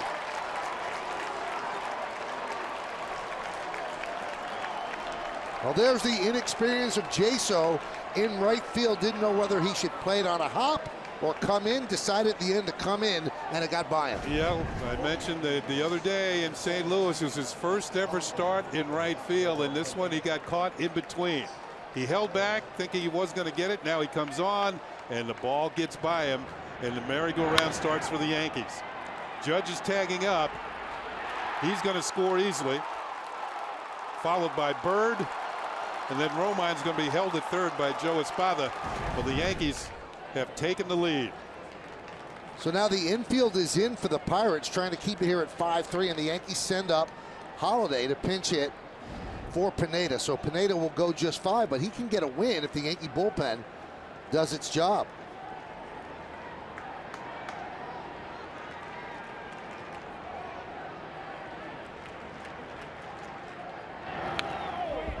Fouled straight back. Now, you kind of surprised with one out they don't just put Holliday on. Ellsbury's been so hot. And he's tough to double. Yeah. Maybe, well, they got Holliday yesterday. Yeah, maybe they're just looking for the strikeout here to make it 2 outs. Holliday 3 for 6 against Nicasio. That 3 for 6 would make me think. Yep.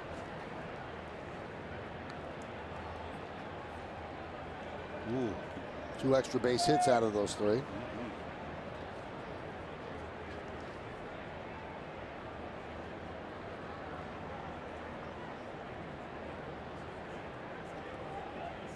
Torreyes has taken over the team lead and runs batted in.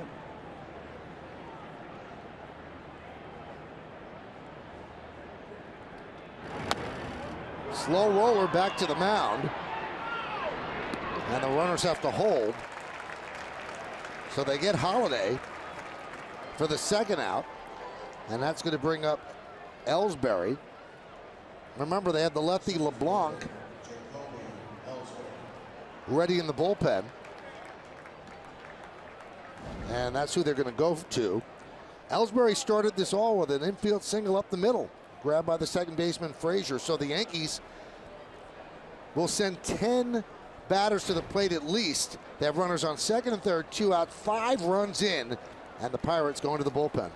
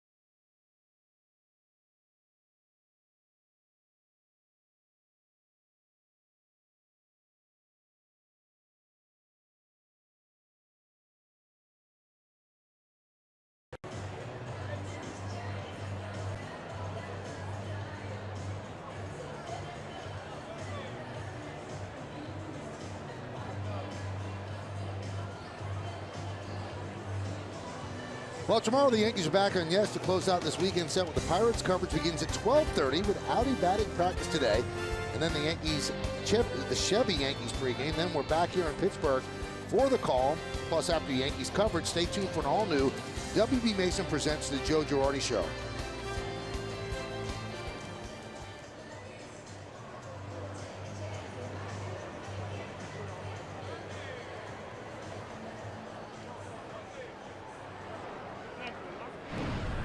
So here is Wade LeBlanc.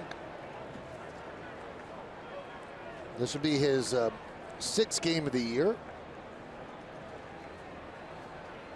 So you can see the numbers would indicate he's not really an overpowering type pitcher, but he has pretty good control. He's held lefties to a 182 batting average, just 2 for 11 with a strikeout.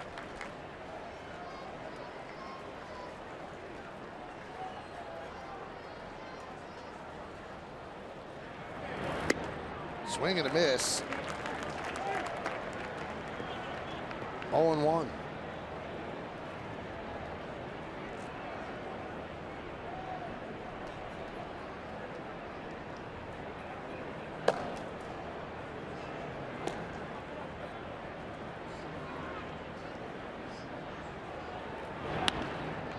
Fly ball. Center field. McCutchen's there, and that'll do it. But the Yankees take the lead. How'd they get their 5 runs? The first big blow came up the bat of that man, Starlin Castro. He goes yard for a 3-run home run. Ronald Torreyes loves it and says, let me get involved. And it's a 2-run double past a diving Jaso. 5-3 Yanks.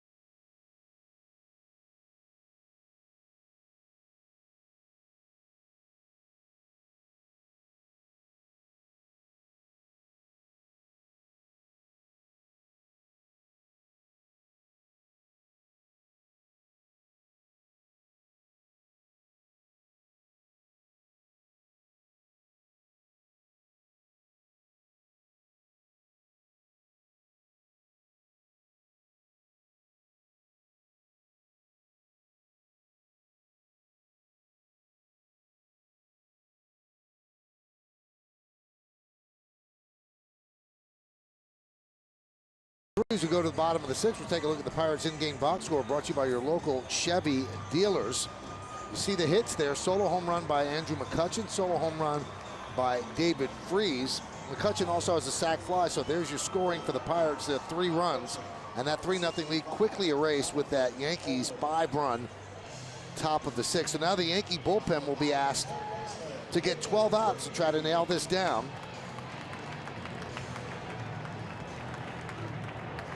And first up is Jonathan Holder. Got in the game last night. Worked a third of an inning. Gave up a hit. Then a strikeout. And he'll face David Freese. And there's a strike.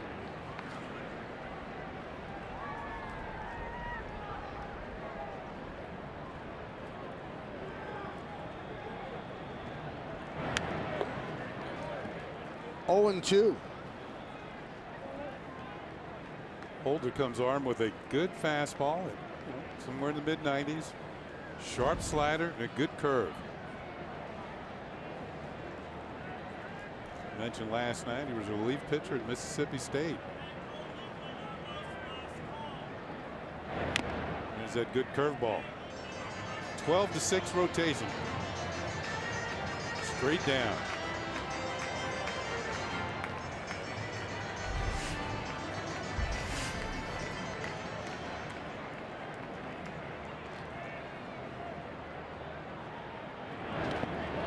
Swings at a ball in the dirt, and Freese strikes out for the second time in the game. Came back with a curve and wasn't anywhere near the strike zone, but Freese needed a shovel to hit that one. Holder picks up a strikeout. The first batter he faces.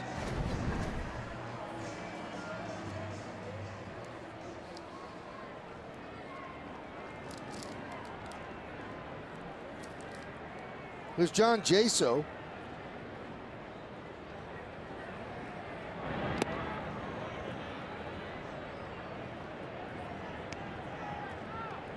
Last year, Jaso picked up the first cycle ever here at PNC Park. Looking to pick up a hit right now. He's 0 for 2.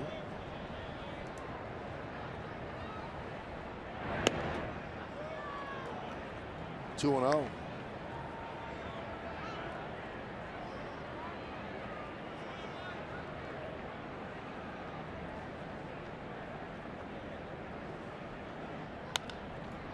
Ground ball to second. Castro to Bird, 2 away.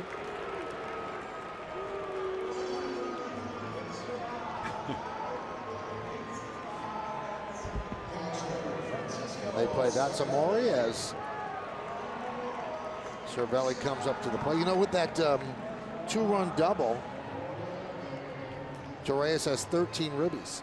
Last year he had 12 all of last season. Wow, you know what? And I was partially right when I said he leads the league, leads the Yankees in RBIs. He's tied with Castro. Yep. Castro has 13 after the 3-run home. And Judge is one behind them. Swing and a miss. Yeah, that was a slider and a good one from Holder. You got to like this guy's stuff. I mean, go along with a fastball and two very quality pitches and a slider and a curve.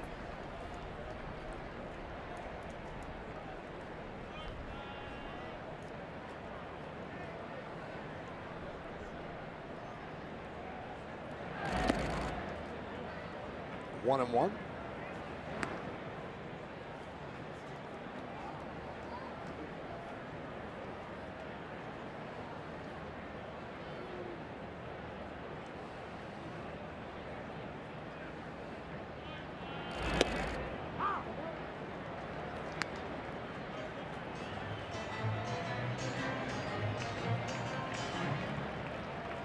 Really looking for his first hit in this series.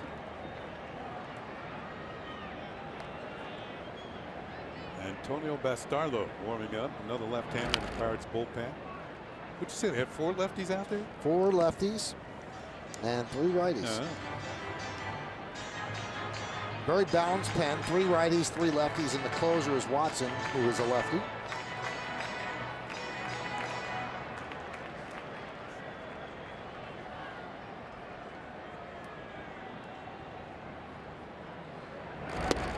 Just missed outside.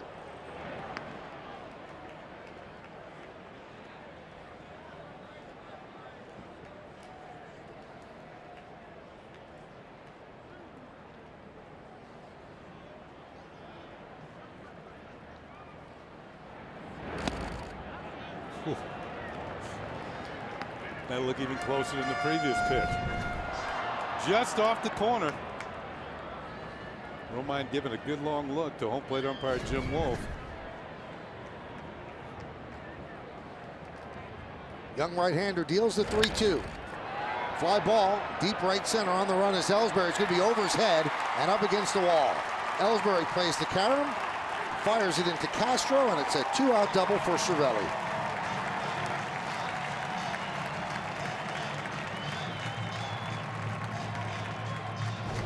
Cervelli laying off the 2 previous pitches that just missed, and this one was kind of down the middle. And he does put a charge into it. Ellsbury with a good try, but doesn't hit too hard. And a 2-out double. 5th double of the year for Francisco Cervelli.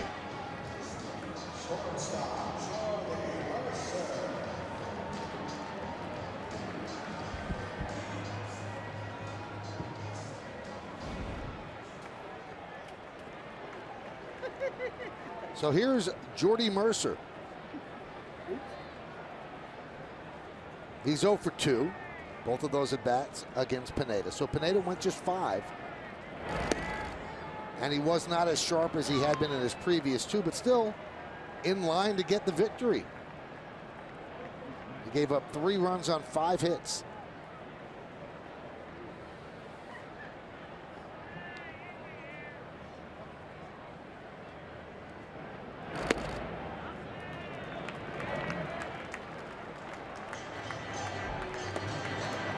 Rivero and Bastardo, pair of lefties up.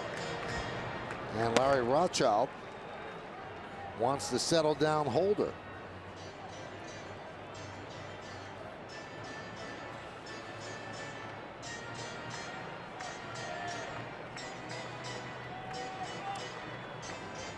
Pirates have sent a potential pinch hitter to the on-deck circle. As we look out of the bullpen, it's a Clippard getting ready for the Yankees. And Jose Osuna is the man on deck.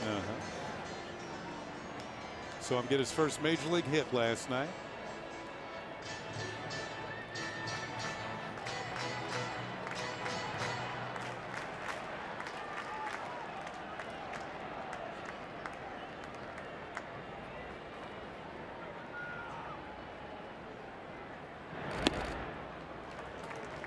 Three and 0.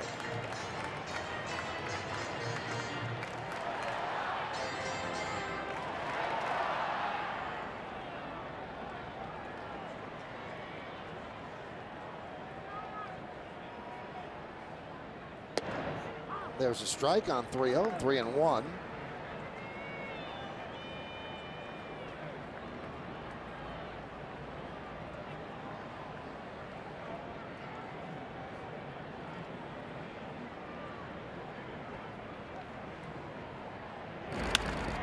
And that one is looped into center field. It is a base hit. Cervelli will score. Mercer with an RBI single, and the Yankees lead by 1, 5-4.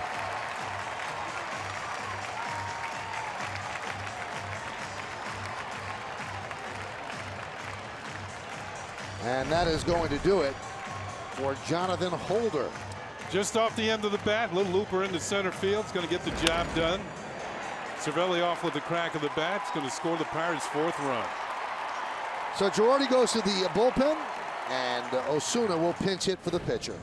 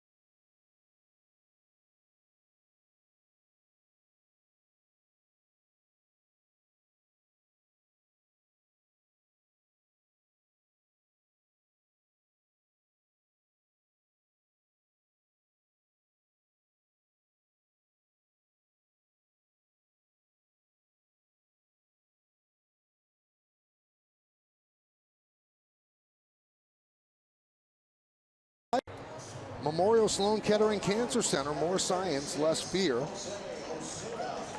Tyler Clippard takes over for Jonathan Holder with a runner on first. That's a tying run. 2 men out. And Jose Osuna pinch hitting. Kenny mentioned Osuna picked up his first big league hit yesterday, a triple. And because of that, he earned himself a new number. He had 64 yesterday, and he switched to 36 today.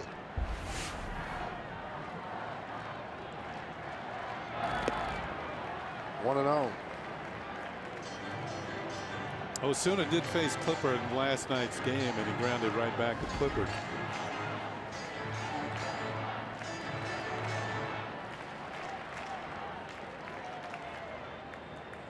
Clippard worked a scoreless inning with a couple of strikeouts in last night's ball game.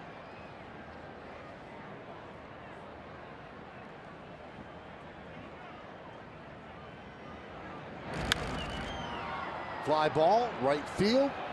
Judge toward the line and runs out of room. Osuna got the call when Starling Marte was suspended for PED use. Osuna back-to-back years in the Pirate minor league system of leading all minor leaguers in runs batted in. Did it last year and did it the previous year.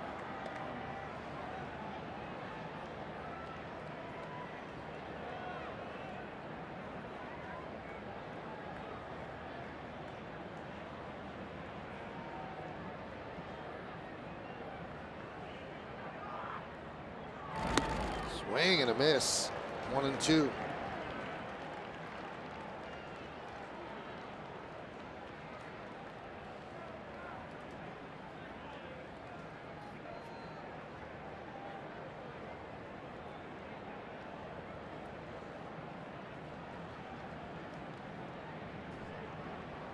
Big crowd here at PNC. Watching a tight ball game. 5-4 Yanks.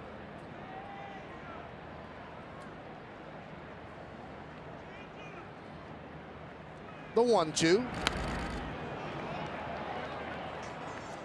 Still 1 and 2. Of course, Clippard with a fastball in the 90s, changeup in the 80s. Good separation between the two. Sometimes hitters get caught in between. They're late on the fastball and early on the changeup.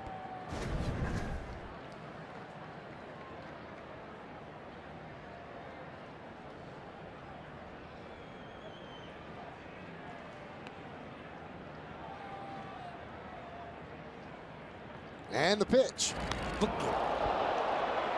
That got him. So he's going to take first base.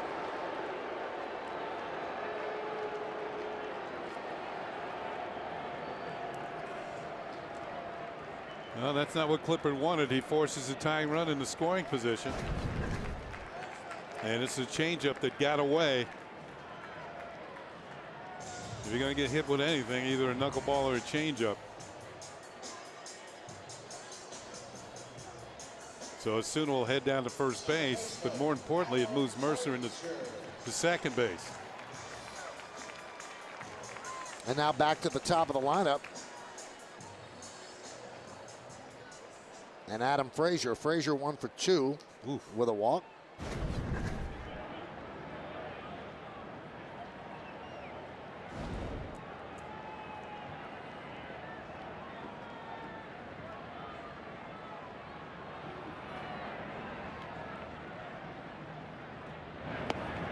And a strike.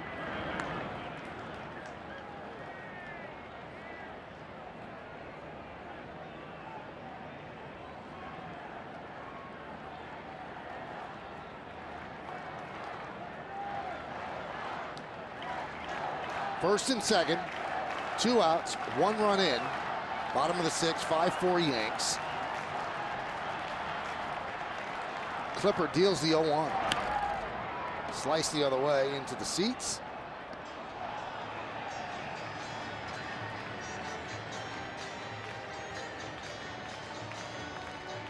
That type of day here in Pittsburgh, a little chill in the air. Clippard trying to keep those fingers warm. Good feel of the ball.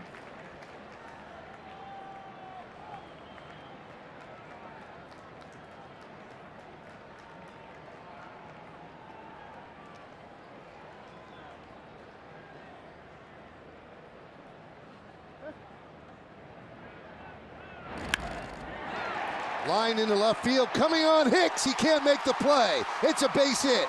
The throw comes to third. The tying run scores. It's 5-5 on the single by Frazier.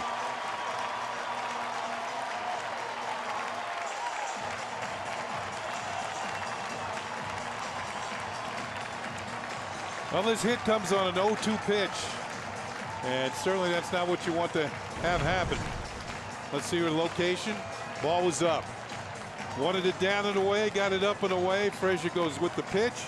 Stumbles out of the box, but no stumbling for Mercer as he rounds third. Ball almost got by Hicks. Makes a good play to corral it. And it's a tie ball game. And now Michael Pineda cannot get a win.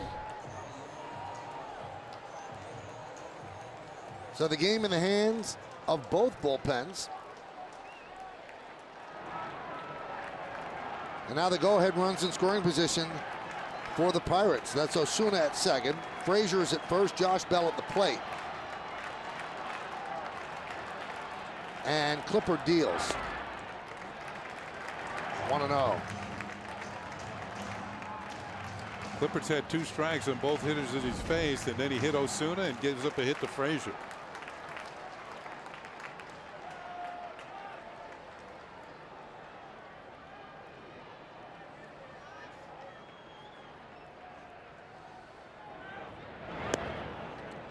Strike.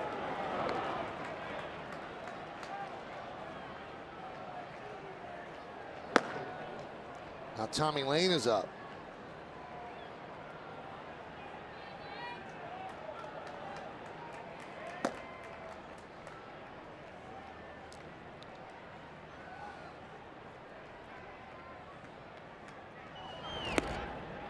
Inside, 2-1.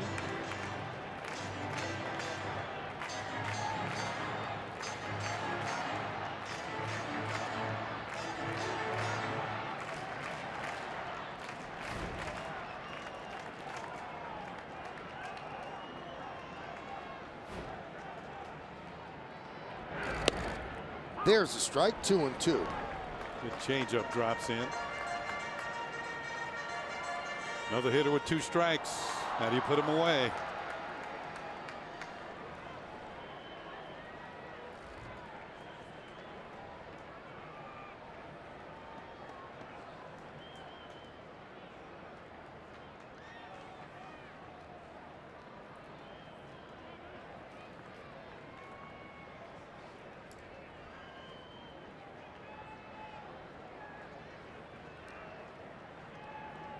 Two balls, 2 strikes, 2 outs, 2 on. Pitch. Now the runners will be going. Full count, 2 outs.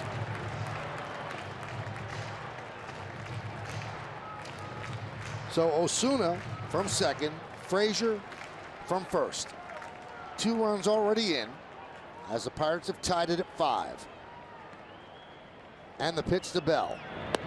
Strike 3, down looking, and that'll do it. But the Pirates, 2 runs, 3 hits, and 2 men left as the Yankee bullpen falters. We go to the 7th, 5-5.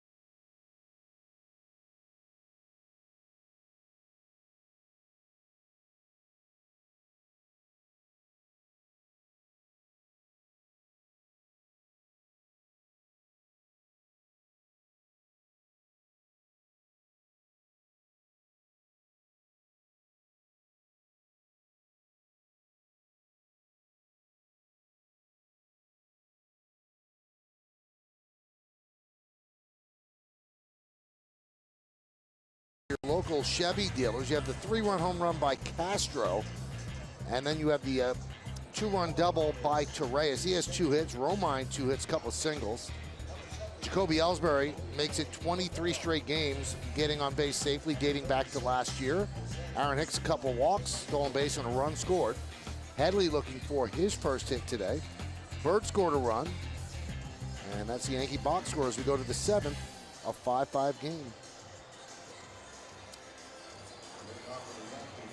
Jose Osuna will stay in the ball game at first base, and the new pitcher for Pittsburgh, the Felipe Rivero, who we saw last night, he'll bat in the second spot where Josh Bell was.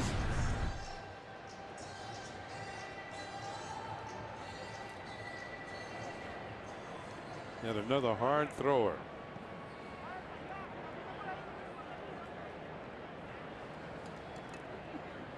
So Osuna at first, Bell out in the double switch. And here's Aaron Hicks against Rivero.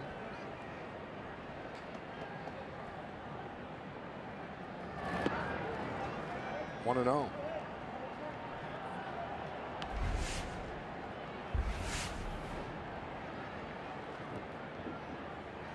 Last inning, Hicks drew a key walk, eventually scored on the 3-run homer by Castro.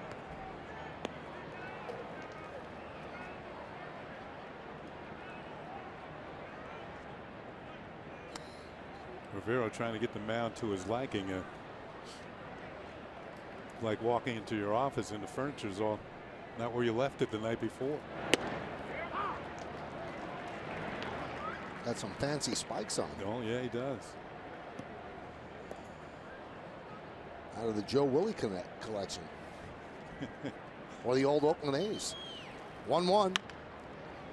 Grounded to short. Mercer charges. And a nice backhanded scoop by Osuna. One away here in the 7th. Yeah, Mercer had to get rid of that quickly and couldn't get it quite enough on the throw, but Osuna at first base. Osuna can play the outfield, can also play first. And with Hicks going down the line, ball was not hit all that hard. Quick delivery and a scoop on the other end. Another luck. Throwing on the run, and he gets Hicks. Here's Headley. He's 0 for 3 today. And there's a strike from Rivera. Top of the 7th inning, 5-5. Second game of this 3-game set.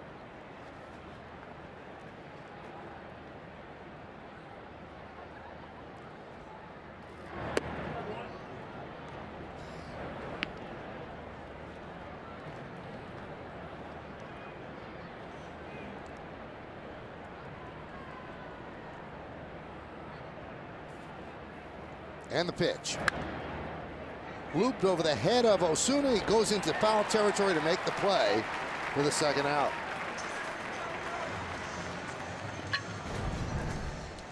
Pitch gets in on Headley. See him try and fight it off.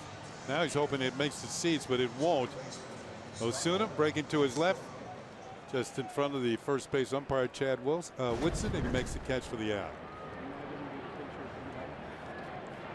Osuna, 24 years old, from Venezuela. Here's Starlin Castro. Now the Yankees on the board with the 3-run home run that tied the game in the 6th inning. Now tied with Torreyes for the lead in RBIs on the team with 13.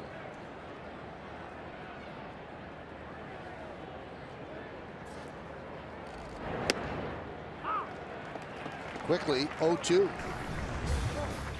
Let's go back to the 6th. 2 men on. 3-run homer.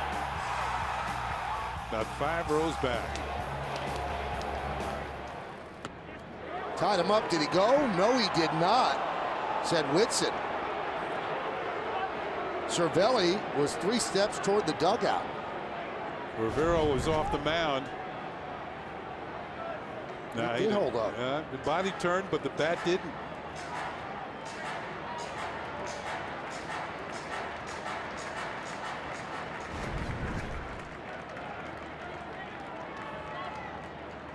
And the 1-2.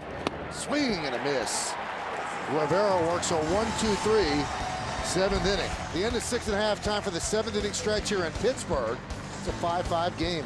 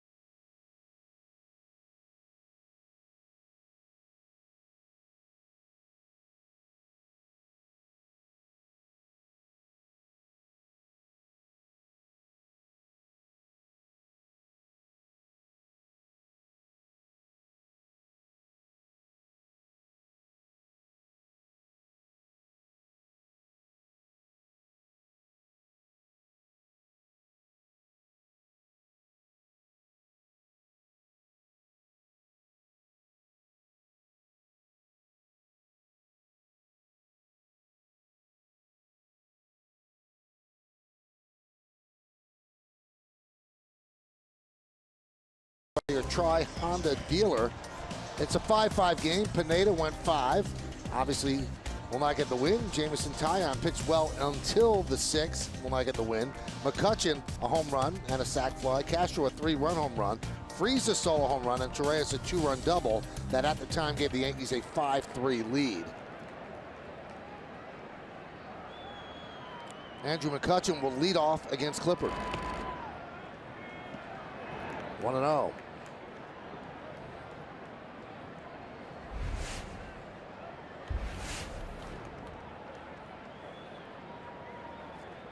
Yesterday, two teams combined for 4 errors. This is a clean game so far. Pirates have out hit the Yankees 8-7, but the game is tied at 5.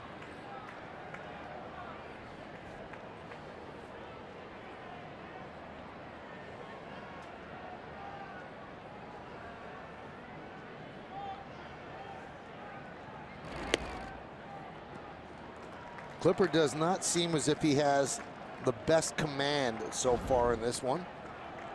Usually throws strikes, but falling behind.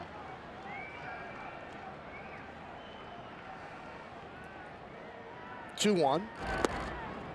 See, it's imperative for him to throw strikes so he can get you off balance when you're down on the count. Throw a changeup. Dylan Betances up for the Yanks.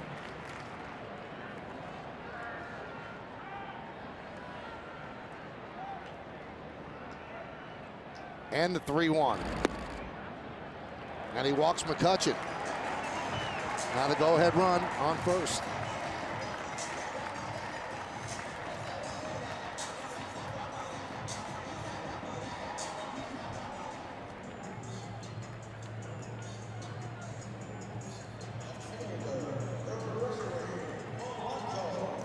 Here is Gregory Polanco.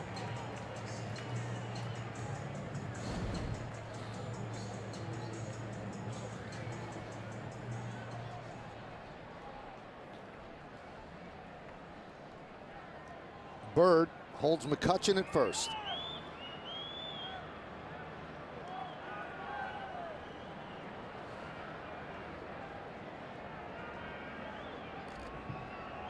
Runner goes. Got a good jump.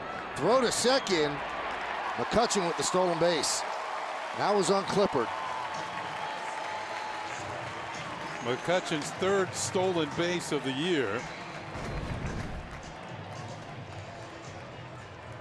Yeah, he does get a decent jump. That left hand's going to hit the bag before the tag of Torres.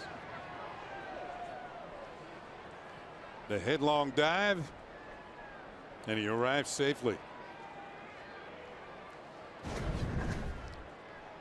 So now he's in scoring position. The pitch to Polanco was a ball, 1-0.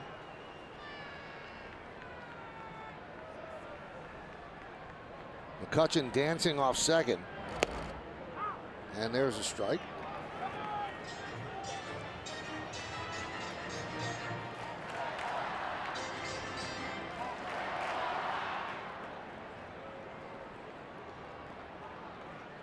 McCutchen last year only 6 stolen bases.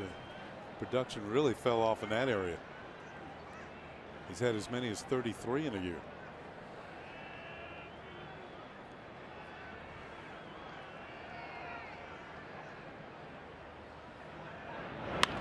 Up the middle, grabbed by Torres. He gets Polanco. Moving to third is McCutchen.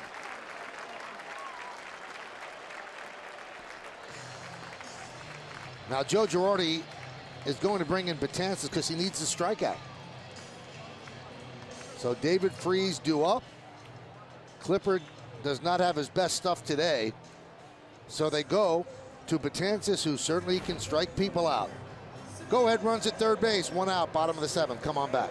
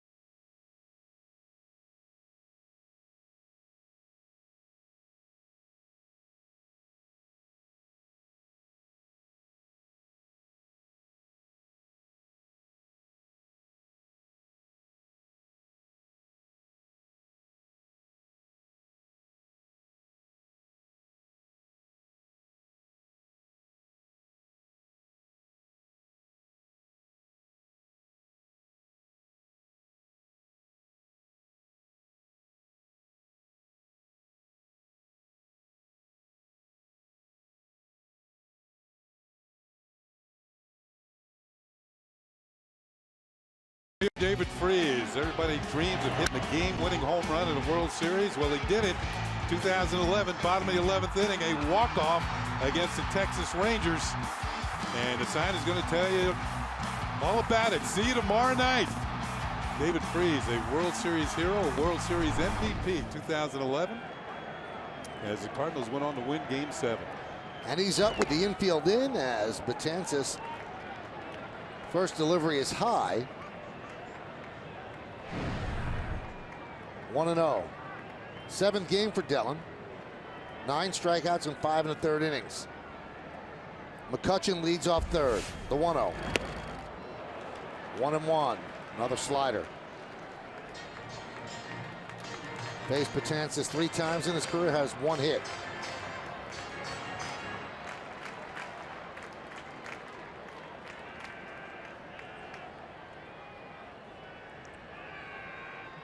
And the 1-1.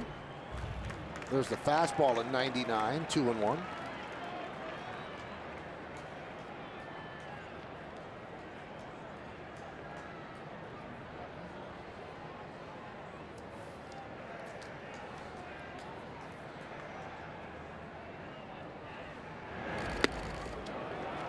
Betances has not pitched in 6 days. Last pitch against St. Louis on April 16th. Usually a manifestation of too much rest is lack of command, and the count 3-1 now on Freeze. And the pitch. High fly ball. It's going to be shallow right. Tagging is McCutchen. Judge makes the catch. Here's the throw. And on one hop, blocked by Romine as McCutchen stays put. So a big out for Betances. Yeah, he was just McCutchen at third, just tagging to draw the throw. Shallow fly ball to right field. No chance to really score on Judge's arm.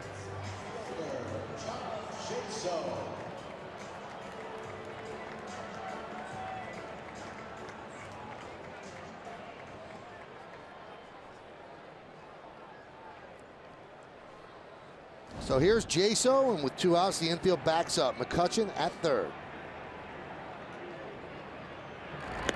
Now a concern with a runner at third. Sometimes Betances might spike the slider, and so you really have to depend on Romine here.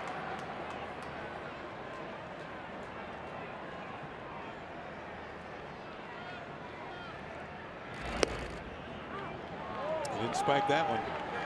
Neatly to the outside corner.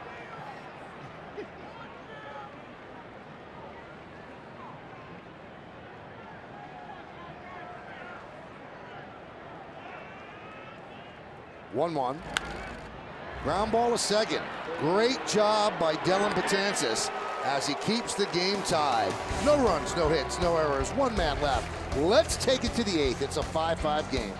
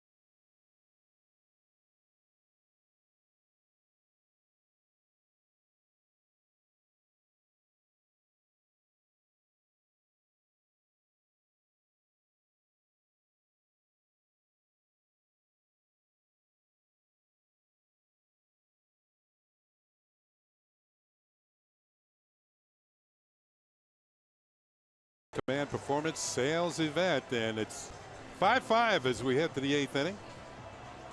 Pirates 5 runs, 8 hits, no errors. For the Yankees, 5 runs, 7 hits, and no errors. Turned into a fairly nice late afternoon on a Saturday. 36,140 and a wedding party on the Clemente Bridge. Love it. You know, if they'd been a few innings earlier, Meredith could have presided over that wedding. That's right.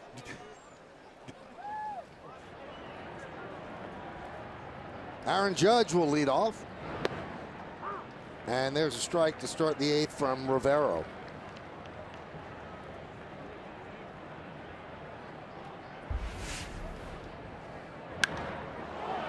High fly ball, center field.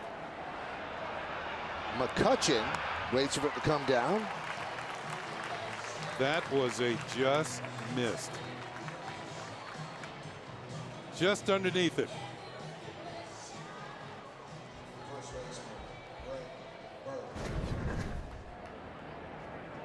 Yeah, that's his ace swing, but he just a hair late. Split second quicker, and that is in faraway places. Here's Greg Bird. High fly ball, right field.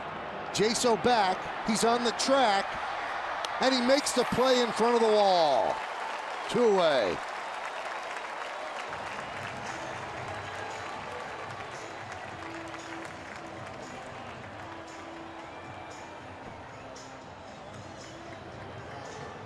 Rivera was hoping that didn't quite get enough of that one. This is definitely given a pretty good ride to right center field.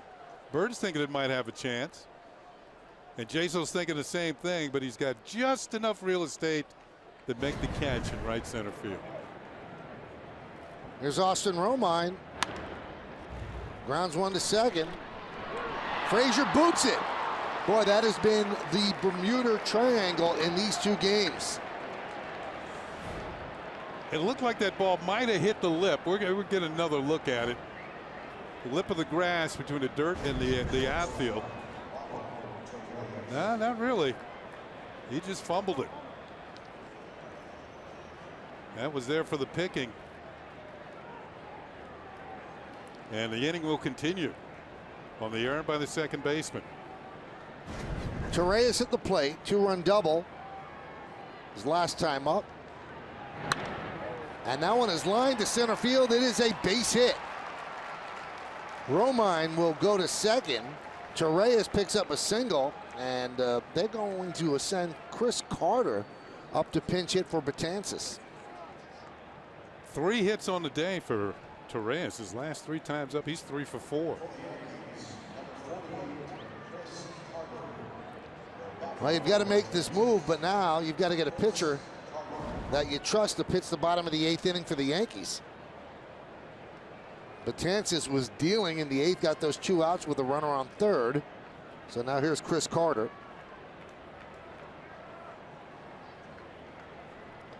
Brian Mitchell's up, so he will pitch the bottom of the 8th inning.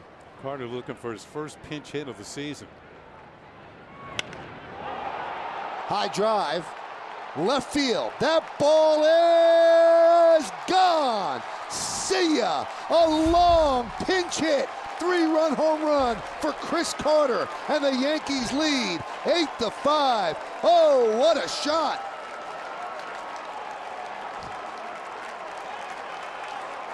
Well, he didn't stick around to look at much. Jumped on the first pitch. The Yankees had a couple of just missed this inning. That one did just miss. Watch McCutchen and Polanco on this ball when it's hit.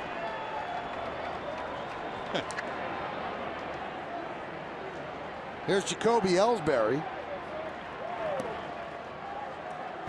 Here it is. McCutchen in center field just going to turn and watch. Polanco takes a few steps and said, I got no chance. There's a strike to Ellsbury.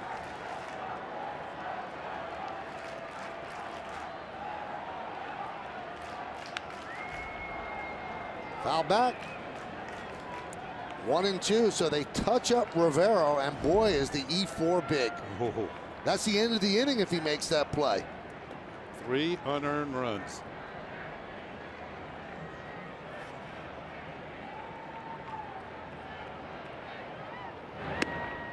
Castro with an error last night that allowed runs.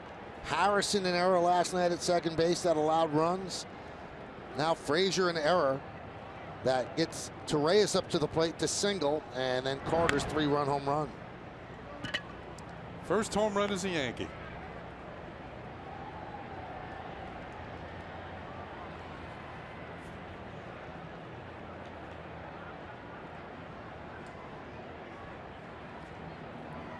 And the pitch to Ellsbury. That one is measured at 425 feet. That'll usually do it. Carter hasn't had much to smile about thus far.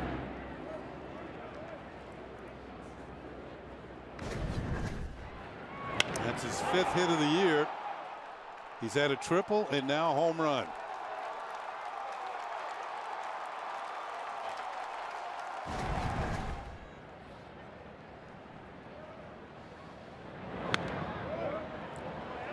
It's not going to be easy for Chris Carter. He used to playing every day, had 41 home runs last year for Milwaukee. He strikes out a lot, but he also hits home runs. But now he's got to somehow keep his swing by not playing much.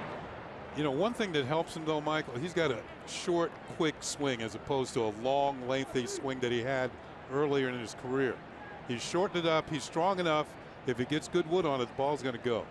And that's basically what you saw there. Short, powerful stroke. It's a hug from Headley.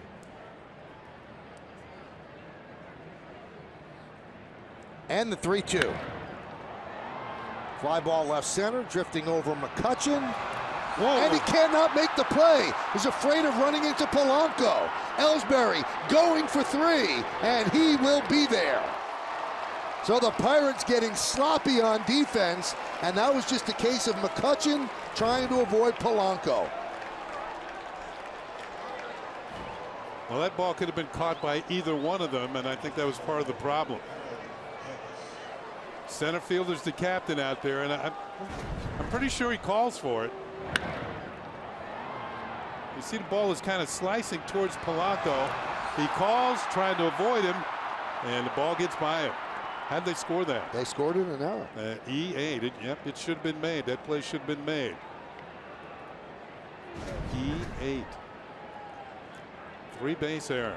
And also, for the first time in this game, they're really dealing with sun out there. So they were dealing with converging outfielders and looking up into the sun. That's going to do it for Rivero. You see that slice of sun out there. That's where the home run landed, and also the E8.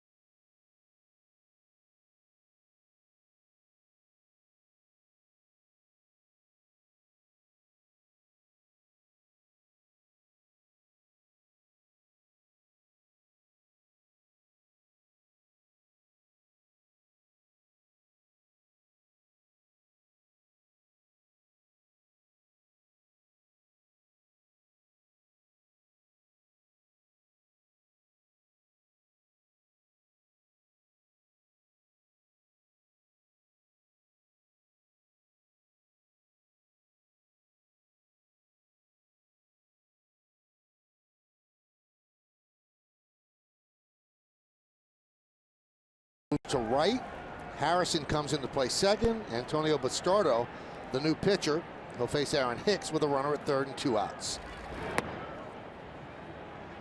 1-0. So the Yankees on a pinch hit 3-run home run by Chris Carter have an 8-5 lead here on the top of the 8th inning.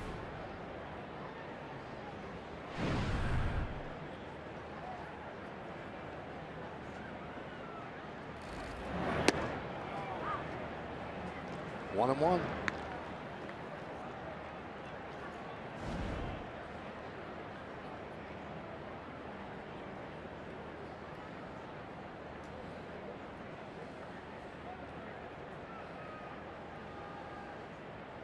And the pitch. Foul back to the screen, 1-2. And when you look at the Yankee bench today, plenty of power there with Holiday and Carter. Both of them have been used. And they each came up with 2 men on. And Carter was the one who came through with the 3-run homer.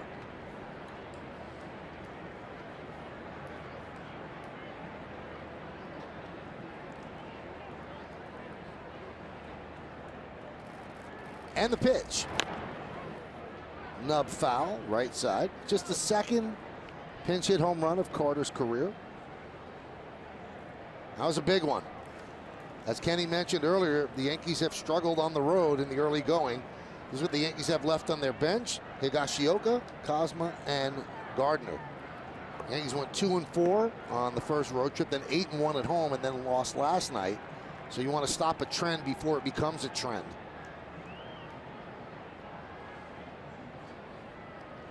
1-2. And that one gets past Cervelli. Doesn't know where it is. And scoring is Ellsbury. Yankees lead 9-5.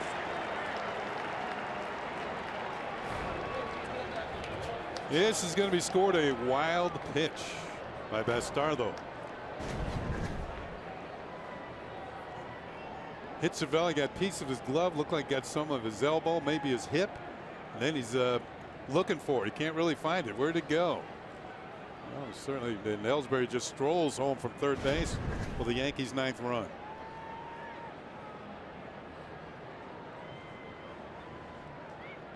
And the 2-2.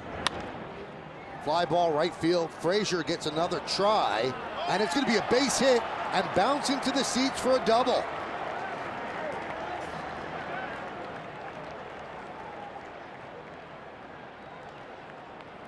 So Hicks has reached base 3 times with 2 walks and now that double.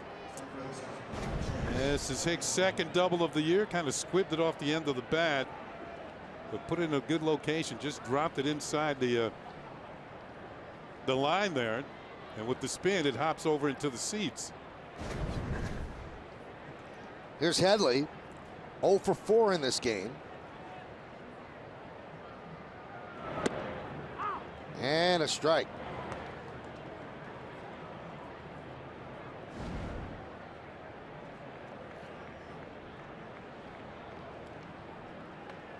So now the pitcher of record for the Yankees, Dellin Betances.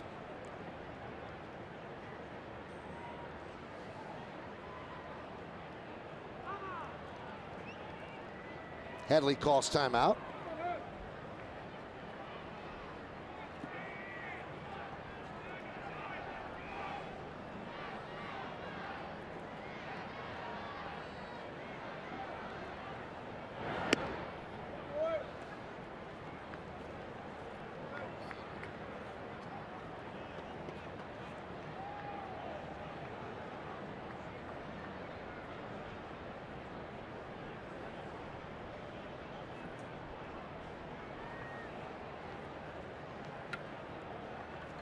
One, 2-1.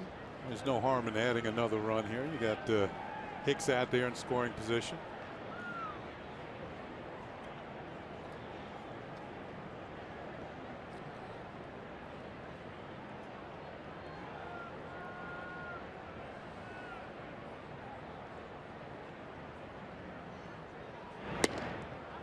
Yankees have a couple of home runs in this game. The one by Castro and one by Carter.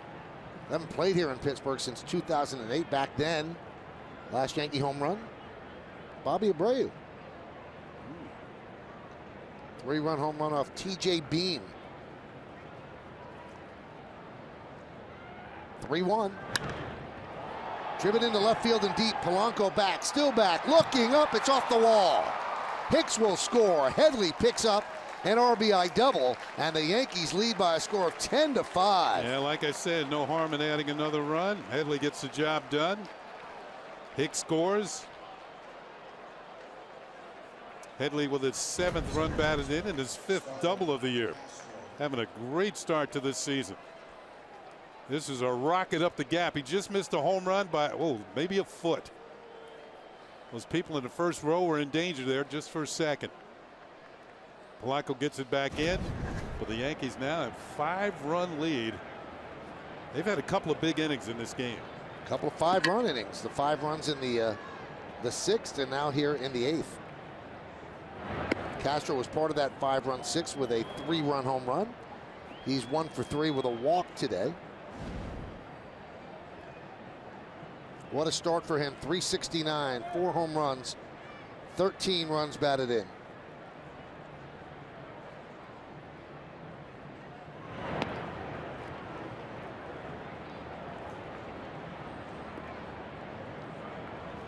So Bastardo not getting it done. The double of Hicks, the double of Headley.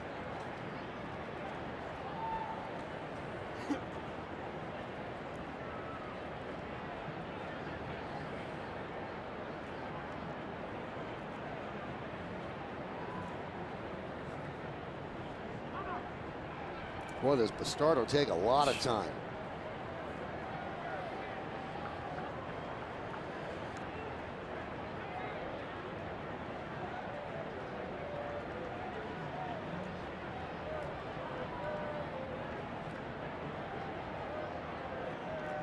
Two-0.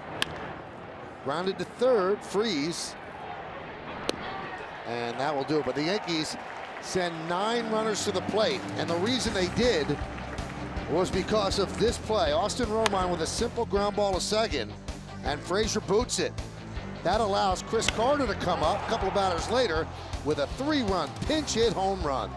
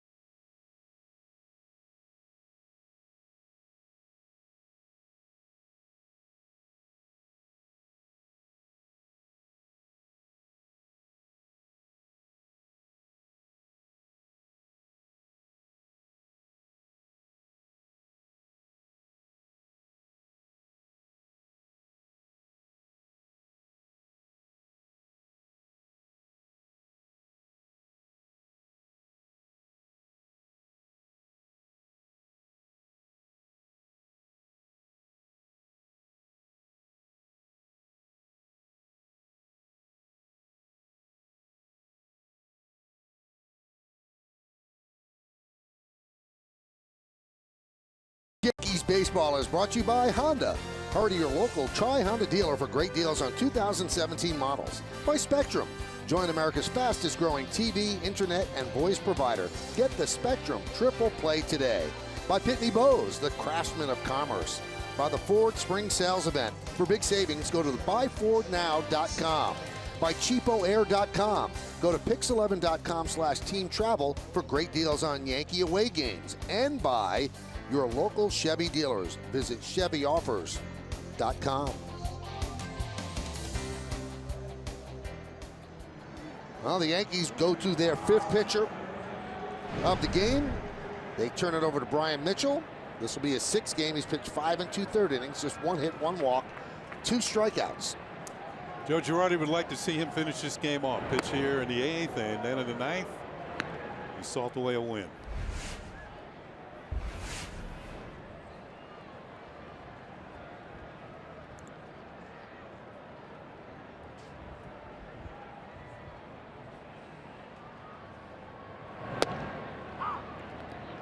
One and one. Savelli's had a hit and 3 trips, scored a run. Mitchell's armed with a good fastball. That, you say it time and time again, but Everybody out in the bullpen these days really throws pretty well, and a good breaking ball. You just saw it. Had a chance to be a starting pitcher in spring training. The Yankees moved him to the bullpen where, as Michael told you, he's done a pretty good job.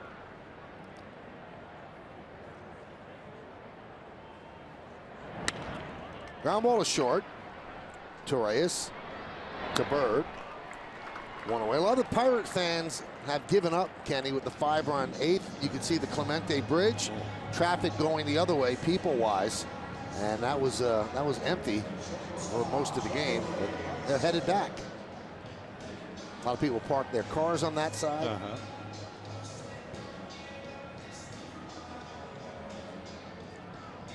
Trying to get back home in time for dinner.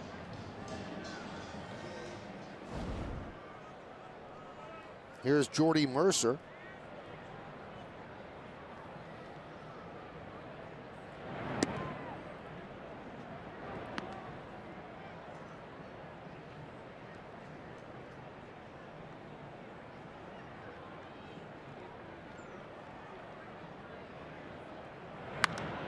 Line to right field.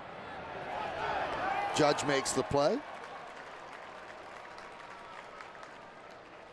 So 2 away against Mitchell, and that's going to bring up Osuna.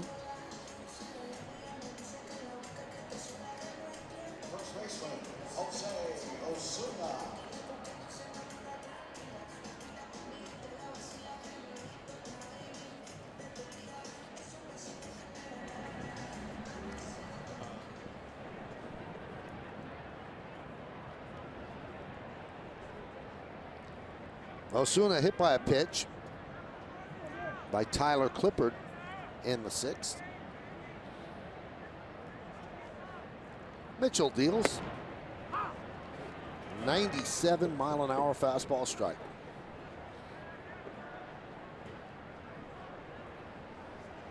Osuna hit .407 in spring training, 5 homers in 22 games.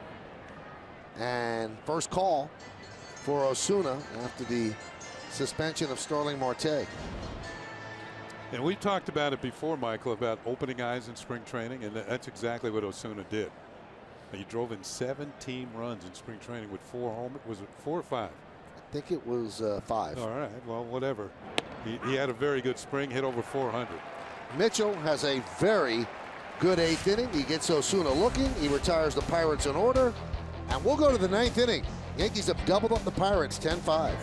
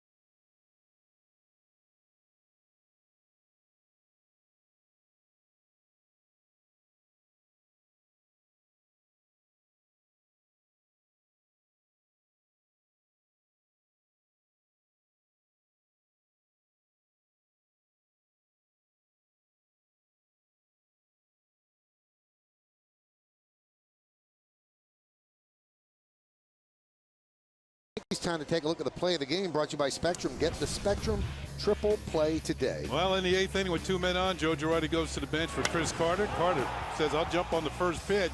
Hits it 425 feet. The left center field, a 3-run homer, and that is our Spectrum play of the game. Tell you what, Kenny, play of the game, also one of the bigger plays of the young season. That's a big home run.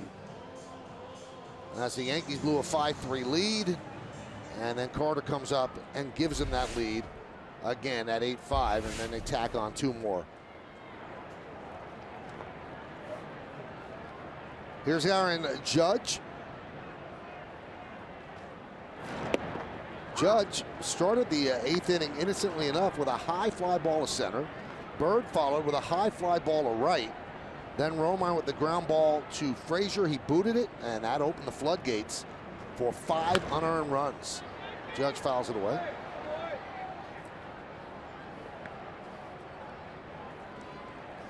Look out at the bullpen, and Chapman's warming up. That means he's coming in. Even with the 5-run lead, the last time that he worked, it must have been a while.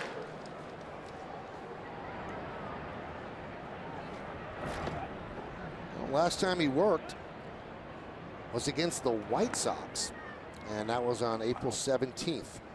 So that's the only reason they're bringing him in. And even if he has to pitch tomorrow, Monday is an off day. The 1-2. 2-2.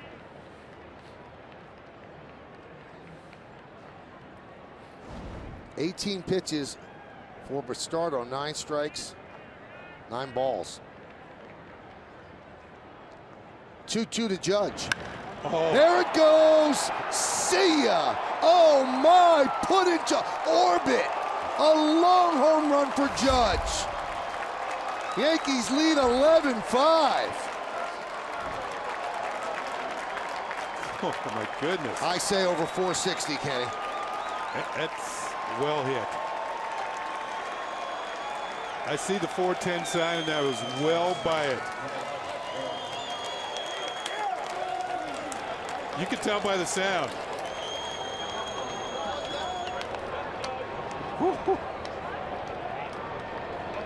He's 1 off the league lead in home runs.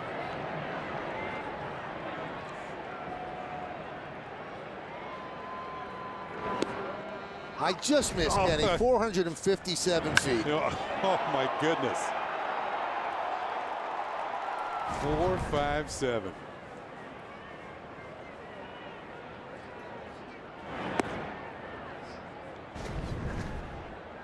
Oh my goodness.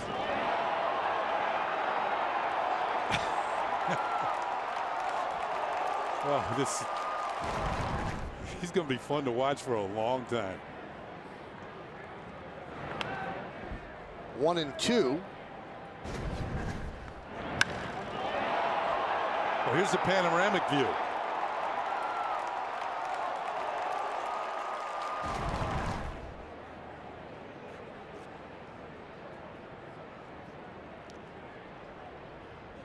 So his last 2 homers have gone 448 and 457. Couple more bowls of Wheaties and get to 470. I have a feeling it's going to happen at least one day. Swing and a miss. Bird down on strikes. Well, what do they say, Kenny? When he hits them, they stay hit. No, stay hit for a while.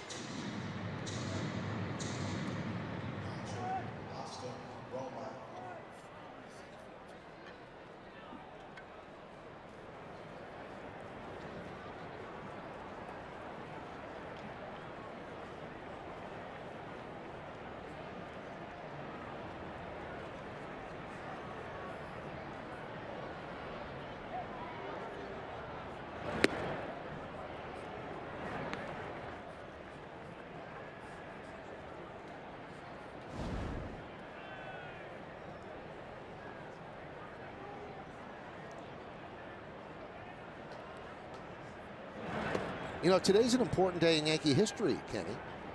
Because they're winning 11-5? No, not even that. No. This is when Yankee history began. On this date, 1903, the Highlanders played their first game ever. They lost 3-1 to Washington. Highlanders became the Yankees, and the rest, as they say, is 27 World Championship history.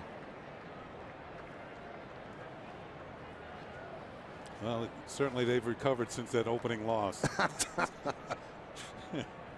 Here's a 3-0. Strike to Romine. Romine's had a good day. He's 2 for 4, and he reached on that E4 that opened the gates in the 8th inning.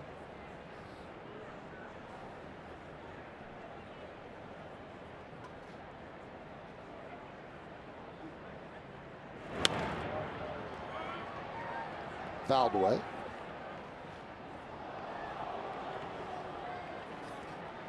The Yankee fan got the Aaron Judge baseball. And he's furiously dialing everybody. Now people are dialing him.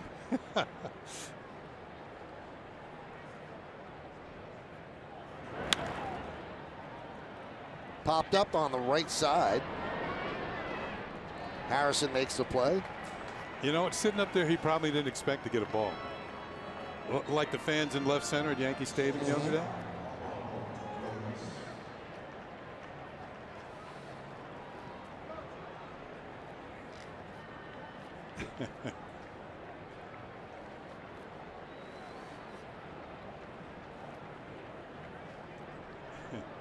Here's Torreyes. 3 for 4. What? 4 for 5. Didi Gregorius is going to have to push him out of the way. You know what? Didi had a game last night, his first game in his rehab assignment, went 2 for 3. Torreyes, would you say he's done the job in Didi's absence? He certainly has. Yeah, he's been fantastic. Well, now Brian Mitchell's going to hit. Oh, I'm sorry. It's Pete Kozma pinch hitting for Mitchell.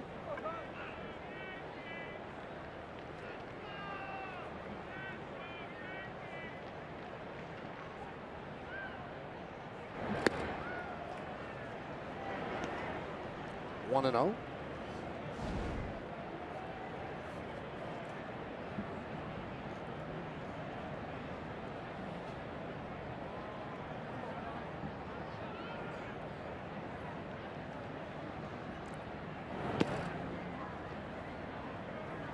You know, I was just thinking with the Judge's home run, they used to say when he hit a long home run, it's going to the bridge. And literally here, he almost went to the bridge.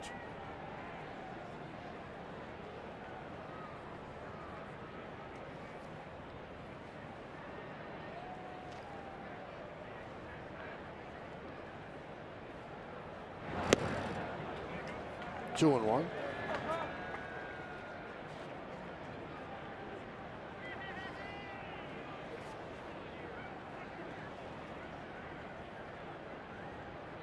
Great call with your 460 too. I was impressed.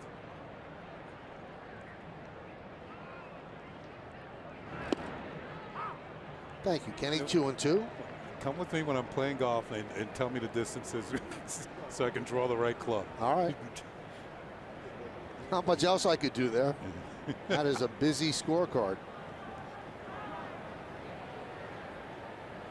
Got to work on the Kozma spelling, but nice scorecard. The 2-2. Boy, is Bastardo struggling. 3 and 2. He's in there just to finish this off, and the Pirates won't have to use another pitcher. I don't know if they have any out there. 1, 2, 3. Yeah, they got some more.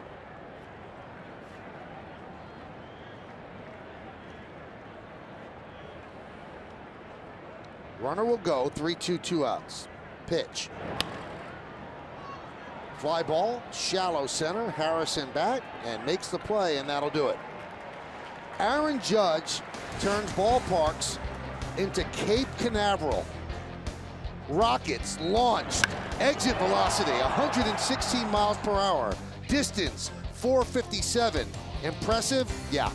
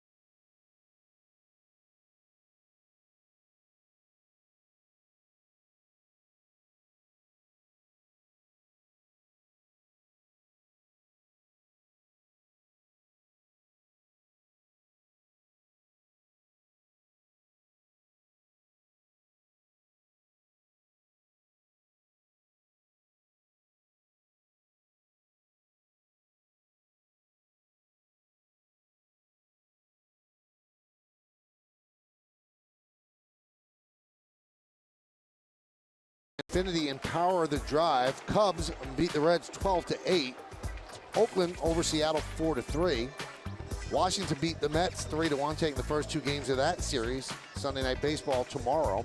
And Detroit 5, Minnesota 4, and there was a brawl in that game. Miguel Sano of the Twins, as you will see, gets thrown behind, points at the pitcher. McCann gets in there, and then he slugs McCann. That is, of course, James McCann.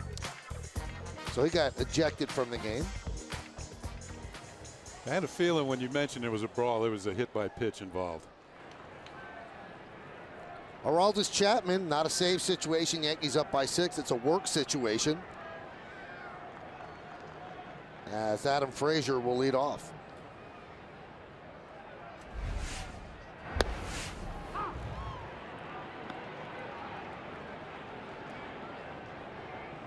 We mentioned earlier that the last time Chapman pitched was April 17th, so simply getting him in there.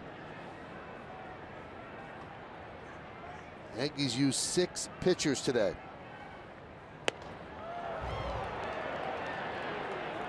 And in the outing on the 17th, he only threw 2 pitches. Well, he just threw 2 screamers to Frazier.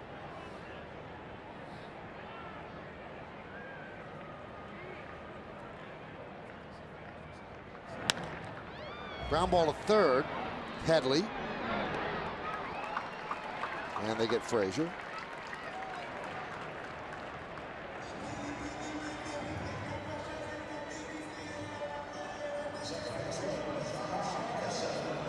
Now we've got a little bit of a discrepancy here, Kenny.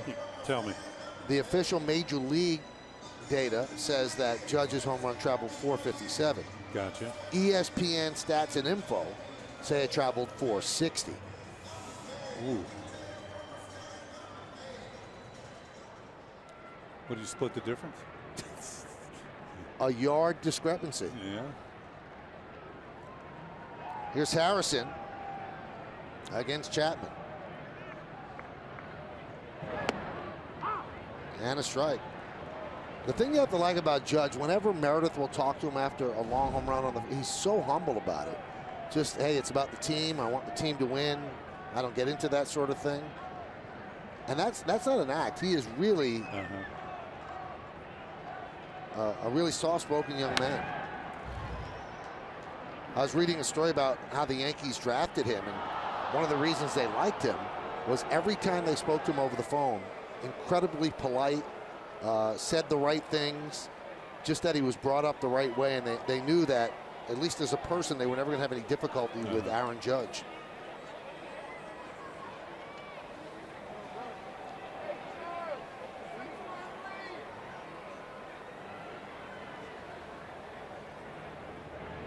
Swing and a miss. Pirates down to their final out, and the Pirates will finally lose a game on Friday, Saturday, or Sunday. All 7 of their wins came Friday, Saturday, or Sunday. All 9 of their losses Monday through Thursday. So if the Yankees hold on, Pirates go to 7-10, and the Yankees go to 11-6. They get back to 5 games over, and it's all about building your record up. Once you get to 5, the next stop is to get 10 games over. There's McCutchen.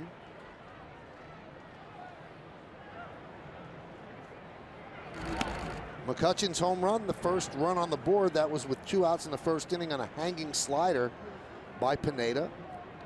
McCutchen's 3rd homer of the year. Struck out in the 3rd, sac fly in the 5th, and walked and stole a base in the 7th.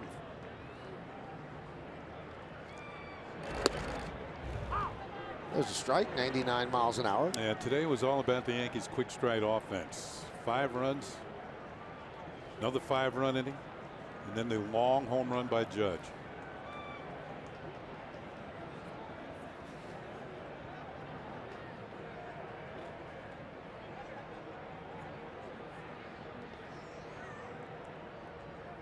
The 1-1 outside.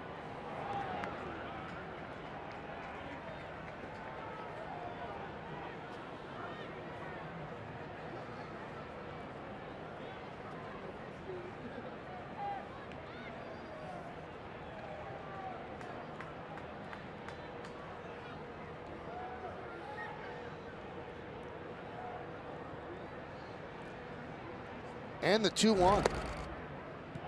3-1.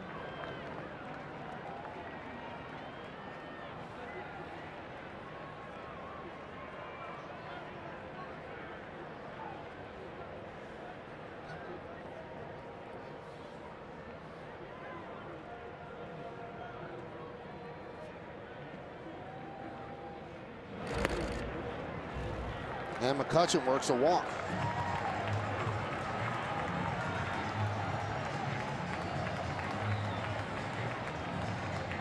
More information on the Judge home run, Kenny. It left the bat at an angle of 28 degrees. Exit velo of 116 miles per hour. The height of the parabola was 111 feet from the ground. And it landed 457 feet away. And that is according to MLB research. Either them or Cape Canaveral. So here's Polanco. It's a high fly ball, shallow center. And Castro makes the play, and that's going to do it as the Yankees win this one 11-5. Big pinch hit home run for Chris Carter. Broke a 5-5 game. A 3-run shot gave the Yankees an 8-5 lead. They tagged on 3 more, and the Yankees 11-13-0, and they beat 5-8-2. A monster home run again by Aaron Judge. So the Yankees continue to mash. They pick up a win to even the series. Tomorrow becomes the rubber game. We've got a lot more to do from here in Pittsburgh, so come on back to Pix 11. Yankees win 11-5.